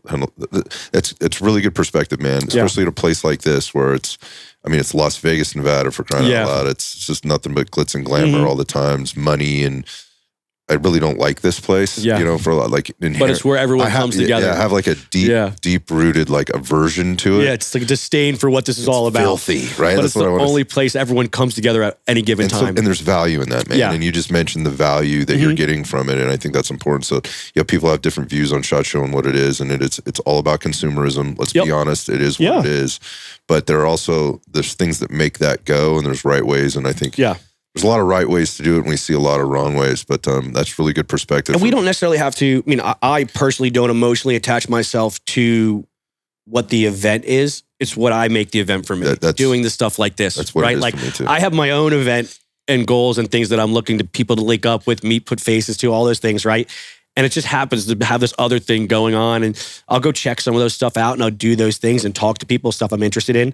But that's like secondary and tertiary to really just having the access to get with people that are like-minded, talk, have conversations, kick ideas around, see what it grows, see what happens. That's really what this thing is for me too, man. And with that said, thank you for taking time, after having everything you just kind of closed up with, taking some of that time to spend with me. It means a ton to me. I appreciate it. I got a lot out of this today, a lot to reflect on. I'm anxious to get it out to other people too. That's why I do it, it's to share this stuff. And I think there was several really key, takeaways in there for me when, everything from the journey, right? And how you approached your journey and all of the things, the home base, the foundation in which you're coming from, what you're trying to do. And you answer a lot of questions. You connect a lot of dots for me. And like I said, I'll walk away and reflect on quite a bit of this. That said, you've helped me today. So I appreciate that. I appreciate the opportunity, man, right? Like you have a great platform. And obviously, I watch all the stuff, right? Because you have a lot of great people in there with good knowledge. And the Vortex one, I'm looking forward to watch that because I actually had the opportunity to go out to they had some big event where they brought a bunch of instructors in there. And dude, that place is doing it like nobody else. Yeah, and that was the goal of doing this because I got that from my experience with them, and I was like, somebody needs to tell the story, guys. Like, and a lot of people don't get the opportunity to do those things, right? Because like they're not in the places of everyone, they're not in the same circles, right? But that message needs to get out to know like that they are that company, man. Like, dude, we talked to their development guy, engineers, and like, dude, we gave them everything. Nobody was holding back, and I really look at the way how people handle feedback, especially people that are emotionally attached to things, right? Like you created something and now Paul Costa tells you that he thinks you fucked this up, right? Like, how do you handle that, right? Because it's very subjective from what I view from my lens, right? Dude, they were so good with feedback. Whether they agree with it or not, the perception that I got was very good and they wanted it. And then it wasn't just like, okay, thank you for your feedback. They would have follow-up questions on like, well, why do you think that? And how could we change that? What is some stuff, right? It's like, you could see they were emotionally invested in making the best possible product. And the culture that they have there, I haven't really seen in too many places at that scale because they're big. And when you get that big, right? Like we talked about with the training stuff, all those things, like things start to dilute and they've done a good job with growing this empire, but still keeping all those integral components to, keep it all together. Well, I'm anxious to put it out because none of that is by accident. None of that just happened. It is very calculated and curated and managed and cared for is what I would say. Yeah. I'm glad you got that. It just, again, confirms this is my experience with them, is like, that's all I ever hear. That's all I ever hear, you know, is like, there's just good people there. But the masses don't know that. They don't necessarily know that. And again, go back to the consumerism piece. There's a lot of optics companies out there you can buy. There's a lot of products. And everyone makes they get that too. They get that too. How do we be remarkable in this in this space? And I think they're doing a good job with it. So I'm glad you got that experience. It's the same experiences that I've had with them. So anyways, that said, there are a lot of parallels in today in terms of how you handle yourself. And so I learned a lot, again, connecting dots, and it already kind of inspired me for kind of some next conversations with some other folks. Because these are the conversations I love having. So thanks for putting it out there, man. Thanks for coming up. We'll get you back to doing the thing that you're here to invest. You know, make the wise investment that you've made here. But man, if there's anything I can do to help you and just encourage you to keep doing what you're doing, I love it. Again, you've been hugely impactful on me up until this point. And there's a lot of, you know, I come here for this. It definitely recharge the batteries, and I think, you know, I'm anxious to put this one out because I think it'll do the same for others, get people to think different, maybe a little different perspective, and that's the whole goal. So that's it. Thank you for that. Yeah. Appreciate you, man. Oh yeah. Thanks.